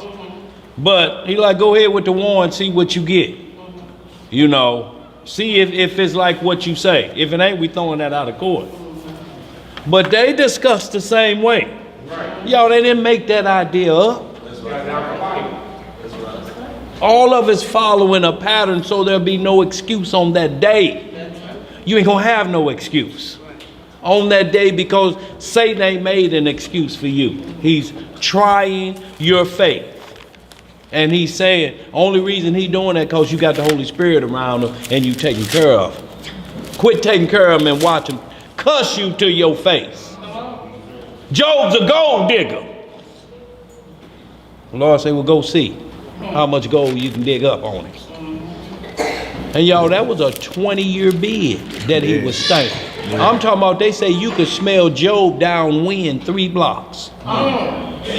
Sores, open sores that won't heal. Pus coming out of them. And his wife's a tired like, man, curse God and die. I'm sick of this. We out of peroxide again. You ain't healing. Woman, you speak as a foolish woman. Get on away from her with all that talk. Did you cook anything today? No. And kept his integrity. So y'all, this is what we talking about. Bro's talking about, this is why hardly shall a rich man get into the kingdom, but that's why the Messiah told him, he said, with the Most High, everything is possible. A rich man could get in. That's why Job and Abraham got in, but you got to understand, money is not your God. You can't serve mammon. Mammon is a demon of God, of money. Mammon is the demon of money. That's right. That's why they call him mammon. You serve him. It's like, how do you keep stacking up money like this and you got more than, what are you going to do with $50 million? You ain't pay no taxes on it. All it's going to keep doing is going like this, but you can't spend it. Big Mama, can I put a Mercedes in your name? Baby, you know I'm on Social Security. You already got 4 cars over here. Call your auntie, because you're stacking up what you're worshiping, then they get it all back and take it all back from you. This is what he's trying to put on our God, but this is about righteousness. This ain't about unrighteous gain. This is about righteous gain. From doing righteous, he rewards you. But it's all temporal compared to what Job wanted, and his vision was, he like, this is child's play. 41 million? This is nothing compared to the money that's stacking up the 401k on I. 41 million, no, that ain't, that's a penny in your pocket compared to the kingdom. That's chump change. Job displayed the same faith that Abraham had. Because, see, there was an angel that appeared to Job before all these things occurred and told him he would suffer for 20 years if he destroyed this Baal image. It was an idol set up by his house that people or everybody in the town would go and worship and put presents before this satanic idol. Job wanted to destroy it, because he didn't understand what is this thing that everybody keep going to, because he was worshiping the God of Abraham, Isaac, and Jacob. So the angel of the Lord came to him and told him this is a Satan. This is an idol of Satan that the people have erected. He said, well, I'm gonna smash it.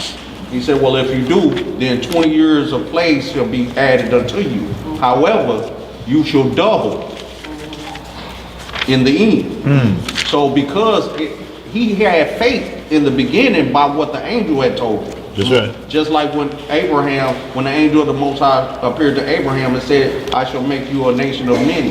You know, that your seed won't be able to be numbered like the sand of the sea. So the angel come down and talk to any one of us in here, strengthen us, we'll be ready to try. Well, you got to have the faith first and foremost. Yeah. First and foremost. That's the only time the angel ever appeared to people was through their faith, their commitment, and allegiance to the Most High God first. Okay. And they show up. The angel of the Most High wasn't sent to you. Right. You know, you didn't. If you were tried in the fire and you failed that, what's the sense of sending the angel of the Most High to you to bring you a message for you to carry out, knowing that you already wavering in faith? That's right. You ain't gonna carry it out. It's the substance of things hoped for. Right, you see him when the Messiah was challenged in Matthew 4 by Satan. It says, after the trial, then angels came and ministered to him. The angels come after the trial and strengthen you back up. Good job, bro. Good job, bro. Your name been put in some books. Good job, bro. But they ain't coming to defend you before the trial starts. Hold your hand. And you gonna be behind them. Get him, get him. No, you have to go through the trial. Just like Jacob and his whole household had to go through the trial of marching back and Esau and his band of men there. Yes. The angel had his back, says, keep walking. Don't worry about it, just keep walking. So y'all, you have to get through it first. That's why that rapture doctrine is so bad. Because it teach you, you ain't gonna have to go through it. The Lord still gonna reward you for chickening out. See, we have to understand that we're getting the word of the angel, the angelic word now. Yeah. We're being delivered the word now. Just like he said, hey, if you have faith, then you gonna double up. So we can't. It's not always about waiting on that the physical appearance of this angel. We have it right before us. The word of the Most High God. He's telling you. If your faith is strong, then you're gonna double up in the end. That's right. We get it right here, daily. Can't wait till the end. Can't wait till the end. Let's finish this off. Let's get it. Job chapter 2. That's where we at. It's not. I think it's on. It's on you, Elijah. Job 2. I finished up chapter 1, going to chapter 2. You going? Job 2. The book of Job, chapter 2, verse 1. Again, there was a day when the sons of Yah came to present themselves before the Most High, and Satan came also among them to present himself before the Most High. And the Most High said unto Satan, From whence comest thou? And Satan answered the Most High and said, From going to and fro in the earth, and from walking up and down in it. Y'all write down 1 Peter 5 and 8 as a precept of that, because him walking to and fro up and down, it says in there, seeking whom he may devour. He looking for souls. That's right. That's why he's walking to. He ain't just walking around like, oh, I'm sightseeing. This no. He on a mission to destroy souls. Right. 1 Peter 5 and 8. When y'all get a chance, read that. So when you read in here in Job where it say walking to and fro and up and down in the earth, you be like, oh well, he doing that to destroy and devour souls. That's his whole mission. So in other words, when the Lord not only told him, you can do whatever you want, but touch not his soul, he really got upset because that was the main purpose. Yeah, to make him go against, to make him blaspheme the Holy Spirit. Right. And because if Job blasphemes the Holy Spirit or goes against the Most High, then he can join the enemy in the lake of fire for eternity. His whole mission is to get you to blaspheme the Holy Spirit. Blaspheme that which you know is true. You feel me? That's his whole mission. Because misery love company. That's right. Job's wife didn't die. Job's wife? Eventually. Yeah, she did, but not when that house fell. Yeah. Not just his kids, Yeah, we about to read about her now. Let's read, Hebrew. Y'all, we're gonna wrap this on up, y'all. Go ahead. Verse 3. And the Most High said unto Satan, Hast thou considered my servant Job? And there is none like him in the earth, a perfect and an upright man, one that feareth Yah and escheweth evil. And still he holdeth fast his integrity, although thou movest me against him to destroy him without cause. Without what? Without cause. You see that? He's saying you move me against. In other words, you got the authority for me to get at him, and he still maintains his integrity. Have you considered, in other words, Most High almost bragging on his son Job, like, you ain't chipped off my servant? I told you he was down with me, no matter what. All right, come on, Hebrew. Verse 4. And Satan answered the Most High and said, Skin for skin, yea, all that a man hath will he give for his life. Wow. But put forth thine hand now, and touch his bone and his flesh, and he will curse thee to thy face. All right, so all his riches and his children are gone. The next thing on the list is health. Right. His health. Afflicted in the body now. Uh-oh. He said, okay, yeah, you was right. We took his riches, we took his children. He still maintains his integrity, but skin for skin, bone for bone. He'll curse you if you plague him in the body. Now, what make you think this ain't a dialogue the enemy is having about you? That's my question.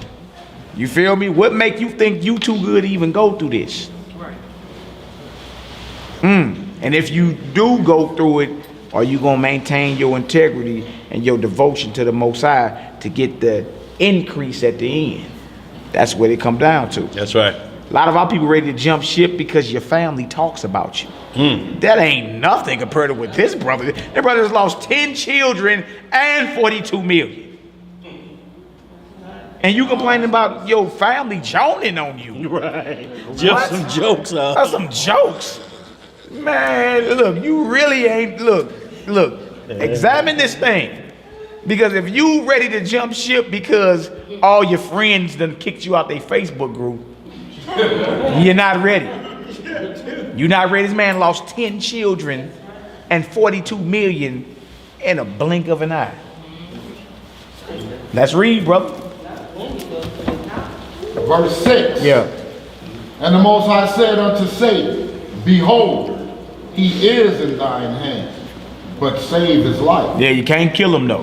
These are the rules. All right, go ahead, Hebrew. So went Satan forth from the presence of the Most High, and smote Job with sore boil, from the sole of his foot unto his crown. Boils are major. Y'all know boils got pus in them. You feel me? They become infected. They stink.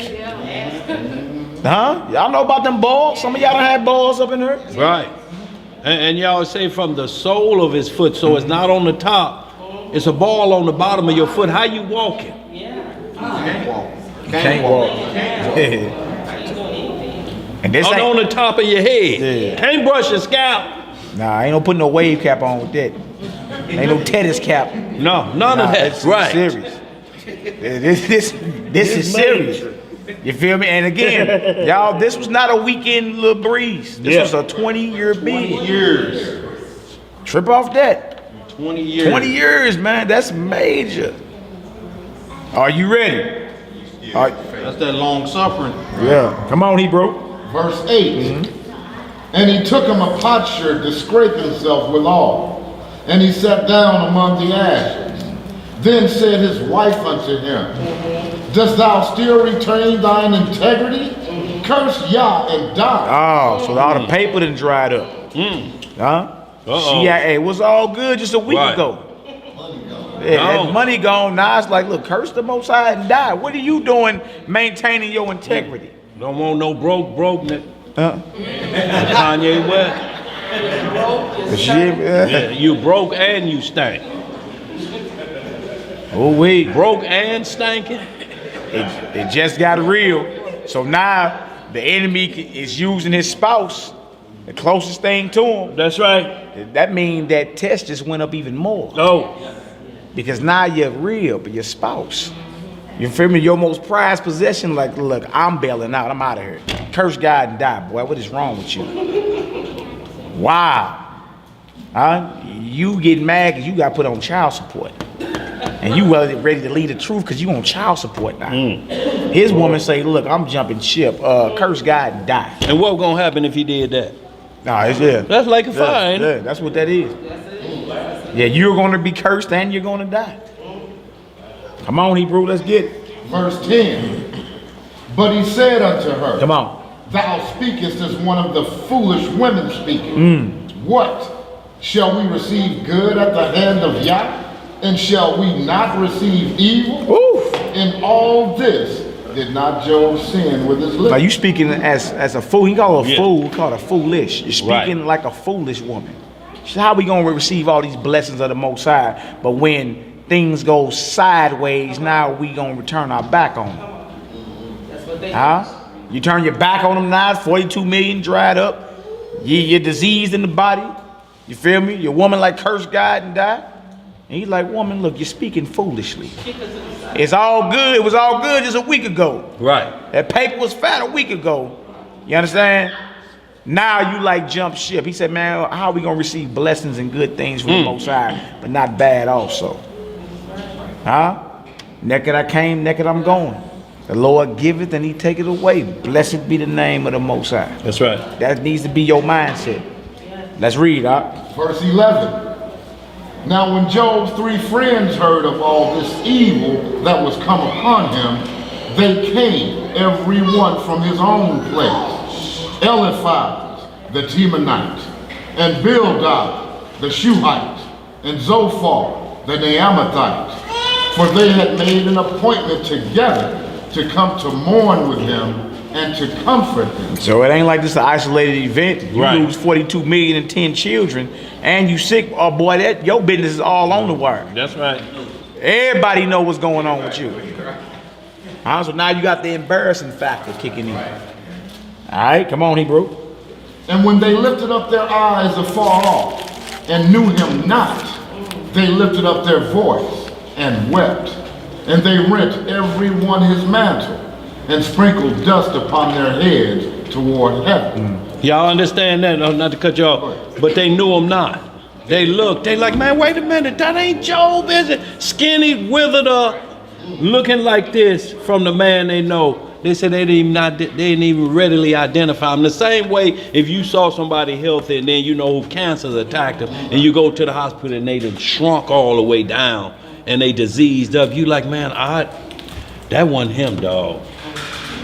That was somebody else. Your partners didn't even know you. I mean, y'all, this was a major attack, y'all. Y'all have to understand this. The man that they laid eyes on, now they're looking at this individual looking like this. And they say, we didn't even recognize him. Complete opposite. Complete opposite. Total opposite. Go ahead, bro. Verse 13. So they sat down with him upon the ground 7 days and 7 nights, and none spake a word unto him, for they saw that his grief was very great. All right, drop this. Let's jump over to chapter 19 real quick, and then we're going to do chapter 42 and close up. These chapters ain't even that long. We're going to get the gist of this. When y'all get a chance, read all 42 chapters of Job, man. Very powerful. And then the testaments of Jobab. Y'all read them too. They out there online. You get a deeper understanding of what really was going on. You understand? But Job had to embrace his affliction, embrace his adversity. You understand? And even when it went bad for him, he still never cursed the Most High. You understand? He still never attempted to commit suicide. Do you got that in there? Job wanted to commit suicide? Not at all. Not at all. So check yourself when certain things go bad for you. And you ain't even got a paper cut on you about the king. You feel me? You talking about a little quick problems you have over the weekend? That brother, a 20-year bid, 42 million and 10 children. And what are you complaining about? Right. You understand? And what make you think the Most High and Hashatan ain't chopping it up about you? What make you think you too good to go through something like that? At any moment, the Most High hold court every day. Any moment, your name could come up. Right. And then he said that about Peter. He said, boy, you don't know. Peter said he trying to Sift you like me. Boy, we talk about you on a regular. Had to pray for him. Had to pray for Peter. Yeah, Pete, your name come up all the time. On a regular. Oh, man. Job chapter 19, verse 1. Then Job answered and said, how long will you vex my soul and break me in pieces with words? If y'all don't know, his partners came to holler at him like we just read, right? Now they start speaking words that are true but that don't apply to Job's situation. That's right. They believe in Job. This is coming on Job because of iniquity.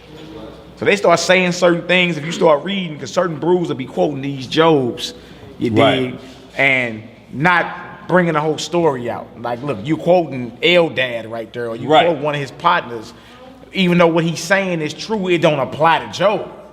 You feel me? So Job finally speak up again and said, how long is y'all gonna vex me with these words, man? You feel me? Because everybody got their own perspective on why Job is going through what he's going through. Right? And all their perspective, ain't nobody saying, this is your trial, boy. You dig? This your trial. They all believe in Job brought this on himself through iniquity. And Job like, look, if y'all know what iniquity is, speak on it. Pull it up. Let me know so I can get right. But nobody had nothing. They all giving their own perspective, you feel me, on why they believe he's going through that. And even though what they're saying is true, right? But it don't apply to Job. That's right. Because the situations you bringing up got to do with somebody that had this brought on them because of their sins. You feel me? It ain't got nothing to do with Job. So you got to be careful too. A lot of people be quoting these Jobs like, you feel me? Iniquity don't spring up out of the ground. And you be like, boy, that was one of Job's partners who gave him bad advice. Right. You talking about. That don't apply to him because this iniquity, this trauma didn't come on him because of iniquity. That would apply if he was sinning and it came on him, but it didn't. You feel me? So that's why he said that right here. Look, man, how long y'all gonna vex me with this? Y'all just running y'all mouth. All right, come on, Hebrew. These 10 times have ye reproached me. Ye are not ashamed that ye make yourselves strange to me. Strange, not a stranger, strange, right? And be indeed that I have erred. My error remaineth with myself. If indeed you will magnify yourselves against me and plead against me my reproach, now know that God hath overthrown me and hath compassed me with this net. You're like, look, this is strictly from the Most High. You feel me? It ain't got nothing to do with me committing iniquity or none of that. This is a trial I'm going through because of the Most High. You feel me? So every situation, that's for us to learn too. Every situation you may be looking at may not be because the brother, you feel me, or the sister or something he did in the past is catching up with him. It may be a trial from the Most High. That's right. See if you're going to remain faithful. All right? Let's read, Hebrew. Behold, I cry out of wrong, but I am not heard. I cry aloud, but there is no judgment. He hath fenced up my way that I cannot pass, and he hath set darkness in my paths. He has stripped me of my glory and taken the crown from my head. He hath destroyed me on every side, and I am gone. And mine hope hath he removed like a tree. He hath also kindled his wrath against me, and hath counted me unto him as one of his enemies. His troops come together and raise up their way against me, and encamp round about my tabernacle. He hath put my brethren far from me, and mine acquaintance are very estranged from me. My kinfolk have failed, and my familiar friends have forgotten me.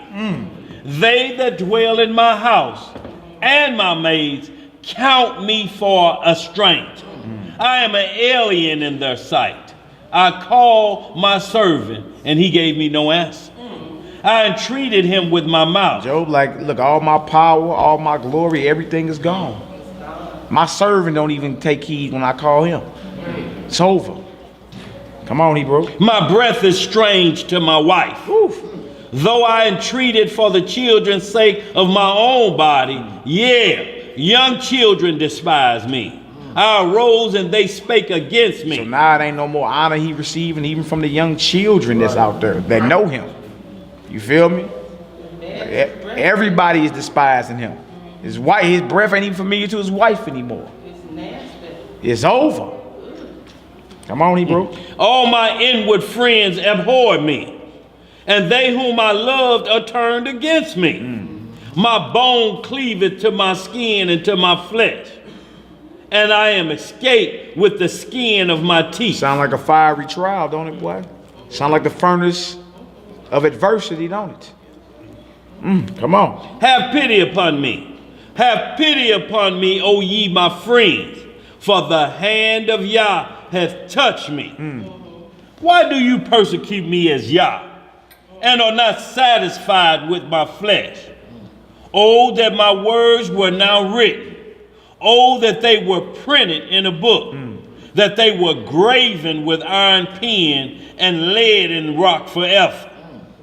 For I know that my Redeemer liveth. Now, you trip off that. You would thought Job was having a pity party. The end game, he like, look, my Redeemer liveth. Right? He know in the end, I have to increase behind this. My Redeemer liveth. Come on, Hebrew. And that he shall stand at the latter day upon the earth. Wow, Job knew about the Messiah. This Old Testament. My Redeemer liveth, and at the latter day he gonna stand on this earth. Come on now. And though after my skins worms destroy this body, yet in my flesh shall I see Yah, whom I shall see for myself, and mine eyes shall behold, and not another. Though my reins be consumed within me. And he believed in the resurrection. Because he knew his flesh would be food for the worms one day, but the resurrection would have to happen so he could see, you feel me, his Redeemer. Resurrection right out the Old Testament. Let's read out. But ye should say, why persecuted we him, seeing the root of the matter is found in me? Be ye afraid of the sword. Be ye what? Afraid of the sword. For wrath bringeth the punishments of the sword, that ye may know there is a judge. All right, let's jump on over to Job chapter 42. Job chapter 42, the end of this thing. Job kept his integrity the whole time and put on the line, look, my Redeemer liveth. Last day I'm going to see him. You feel me? And this flesh y'all talking about right here, it'll be food for the worms one day. You understand? But I shall see with my own eyes my Redeemer. At the latter day he shall stand on this earth. He knew about the Messiah and knew about resurrection. That's right. All right. So Job chapter 42. Job chapter 42 verse 1. Then Job answered the Lord and said, I know that thou canst do everything, and that no thought can be withholden from thee. Who is he that hideth counsel without knowledge? Therefore I had uttered that I understood not. Things too wonderful for me, which I knew not. Hear, I beseech thee, and I will speak. I will demand and declare thou unto me. I have heard of thee by the hearing of the ear, but now my eye seeth thee. Wherefore I abhor myself and rent in dust and ashes. And repent in dust and ashes. And it was so that after the Lord had spoken these words unto Job, the Lord said to Eliphaz the Teemite, my wrath is kindled against thee, and against thy two friends, for ye have not spoken of me the thing that is right, as my servant Job had. So all his partners that was, giving all that false counsel to him, the Most High say, my wrath kindled against y'all. Y'all totally misjudged this whole situation. You feel me? They thought they was right. Job, this must have came upon Job because of something he'd been doing. Not that it's a fiery trial from the Most High. You understand? And the Most High straight told his partner, look, my wrath is kindled against y'all for that. Right? Your judgment is thrown totally off. Let's read out. Therefore take unto you now 7 bullocks and 7 rams, and go to my servant Job, and offer up for yourselves a burnt offering. And my servant Job shall pray for you. For him will I accept, lest I deal with you after your folly, and that ye have not spoken of me the thing which is right, like my servant Job. That's what I'm saying. A lot of brothers go quote these Jobs in her, and a lot of times it's Job's friends giving false counsel. You feel me? So make sure you know who's talking and that at least it applies to Job. You feel me? A lot of it was true, but it didn't apply to Job. Right. So you see the Most High is elevating him in the end. You feel me? Take these sacrifices to Job, you understand? And he'll pray for you. Unless I deal with y'all according to y'all folly. Unless I come holler at y'all for that. Come on, Hebrew. So Eliphaz the Teemite and Bildad the Shuhite and Zophar the Naamanite went and did according as the Lord commanded them. And the Lord also accepted Job. And the Lord turned the captivity of Job when he prayed for his friends. Also the Lord... How many of us doing that today? Yeah. How many of us praying for those that despitefully use us? That's part of this walk too. You feel me? We talking about those that's amongst us, man. We ain't even doing that no more. You call them your friend, you don't even pray for them. You hurry up and get on the chat group and gossip about them, but you don't pray for them. It's crazy. All right, come on, Hebrew. Also the Lord gave Job twice as much as he had before. Oh, so now he got 82 million. Yeah. Huh? Come on, Hebrew. Then came there unto him all his brethren, all his sisters, and all that had been of his acquaintance before, and did eat bread with him in his house. And they bemoaned him and comforted him over all the evil that the Lord had brought upon him. Every man also gave him a piece of money, and every one an earring of gold. Man, look at that. Job done doubled up in the end, man. And everybody got to come pay homage. You feel me? Like, man, 20 years though, y'all. This ain't a weekend bid, 20 years.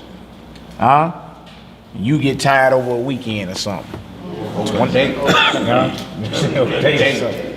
Come on, Hebrew. So the Lord blessed the latter end of Job more than his beginning.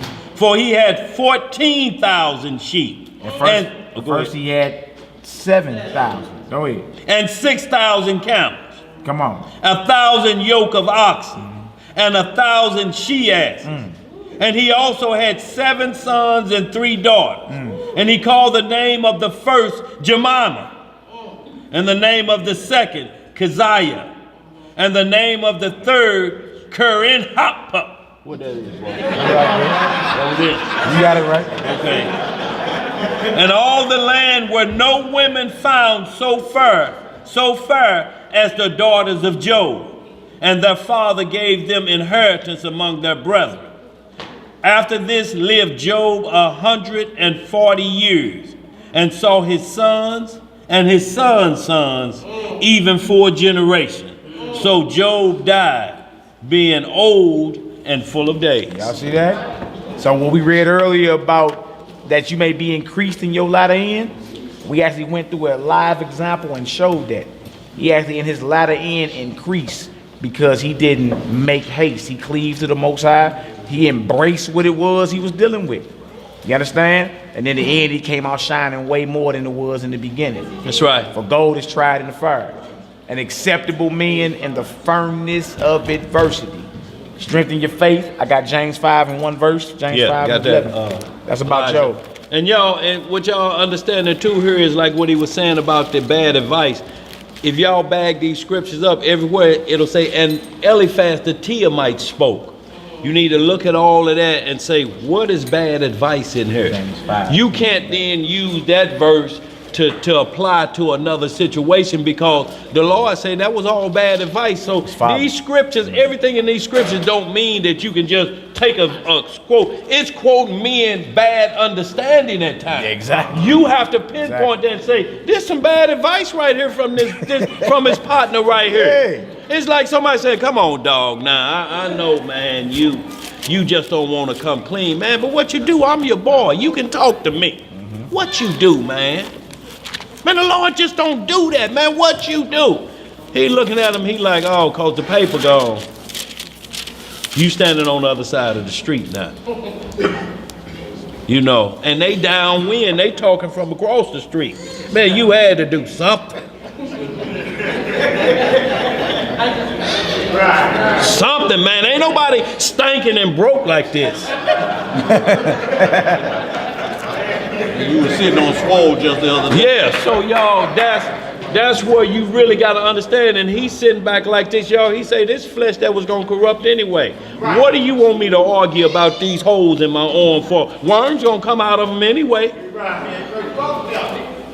Worms coming out here, and y'all going to experience this too. Right. But I know my Redeemer liveth. Go ahead, where you at, bro? Go ahead, sis. What you got? And let's give an example. Job chapter 4, verses is 8 through 9. 8 through 9. Now 7 through 9, right? Mm-hmm. Now this is Eliphaz the Temanite talking to Job about his situation.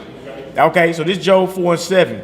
This is his partner talking to him, right? He says, "Remember, I prayed thee." He talking to Job. "Whoever perished being innocent." So he asking Job, like, bro, look, if you going through this, you're not innocent. Right. "Whoever perished being innocent, or where were the righteous cut off?" Verse 8, "Even as I have seen, they that plow iniquity and sow wickedness reap the same." He telling Job, right, look, you reaping this evil because you sowed evil, you planted evil. That's what he telling to him. Right. Even though that statement is true, it don't apply to Job. Right. You feel me? Meaning they totally misjudged the whole situation. Verse 9, "By the blast of Yah they perish, and by the breath of his nostrils are they consumed." Right.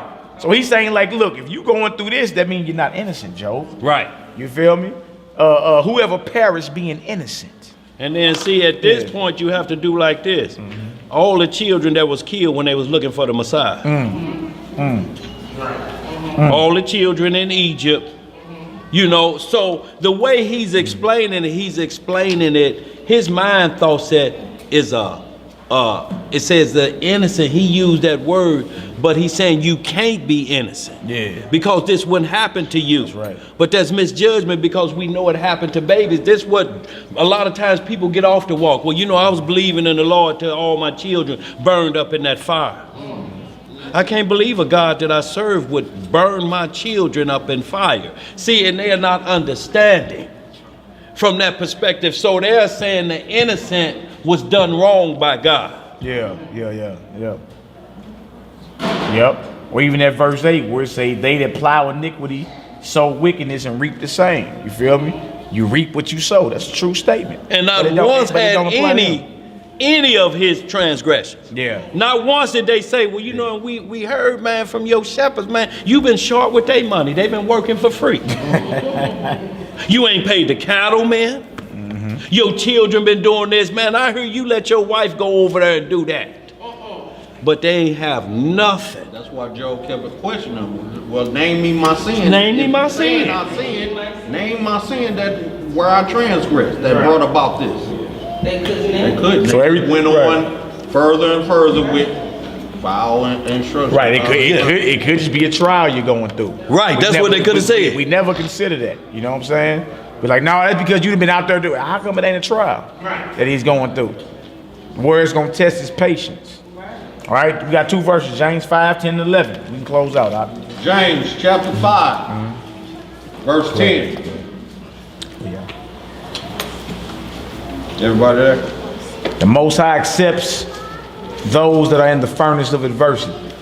You endure to the end, you understand, you come out shining. That's right. Even more than it was when you went in that deal. You're going to go through it. All the ones that the Most High rode with and chose all had a fiery trial. Yes. Every last one of them. Let me finish this and we come to you. I got two verses. Come on. Bro. James chapter 5, verse 10. Yeah. Take, my brethren, the prophets, who have spoken in the name of the Lord, for an example of suffering, affliction, and of patience. Yeah, look at all the prophets of old. All of them had to go through it, right? Verse 11. Behold, we count them happy which endure. No, sad. Happy. Angry. Happy. Come on. Which endure. You have heard of the patience of Job, and have seen the end of the Most High, that the Most High is very pitiful and of tender mercy. You see that? We just read about the patience of Job. That's right. You feel me? And that was 20 years. Abraham had to wait 25 to 50 years for his promise from the Most High. That's right. You feel me? Never turned his back though. Right? So strengthen your faith and make your calling and election sure. You understand? And these scriptures are there to comfort us. None of this we read today was to scare you. It's like, look, get strong. And if anything, find comfort in this right here. Because whatever you're going through, If it's for righteousness' sake, oh, in the end, boy, you ain't seen nothing yet. In the end, the payoff is so beautiful. The eye ain't seen it, nor has the ear heard what's coming. You can't even fathom what the Most High got for those that love him. But you gotta, there's a prerequisite. You gotta go through your trial. Right? And if you, especially if you run around talking about you got the faith of Abraham. A lot of people brag on their faith today. None of these men bragged on their faith. They just did the work that proved they had the faith. And you might want to be careful opening your lips saying you got the faith of Abraham. Because he was told to offer up his promised son. Right? He was told leave everything you know and go be an alien and dwell in hostile territory. And many more trials. You know what I'm saying? So if you got that faith is going to be tried. But there's no bragging. If you got faith, boasting is dead. Boasting is None of these men brag, I got the faith. I just, I'm faith. Yeah, we going to see. Right? I know I'm saved. Only thing these brothers did was that they work that they did proved that they believed wholeheartedly in the Most High. You feel me? So what that say about us? All right, brother. I know you might have something. Just on the Passover, y'all. Like I say, we got tickets today. If y'all need any.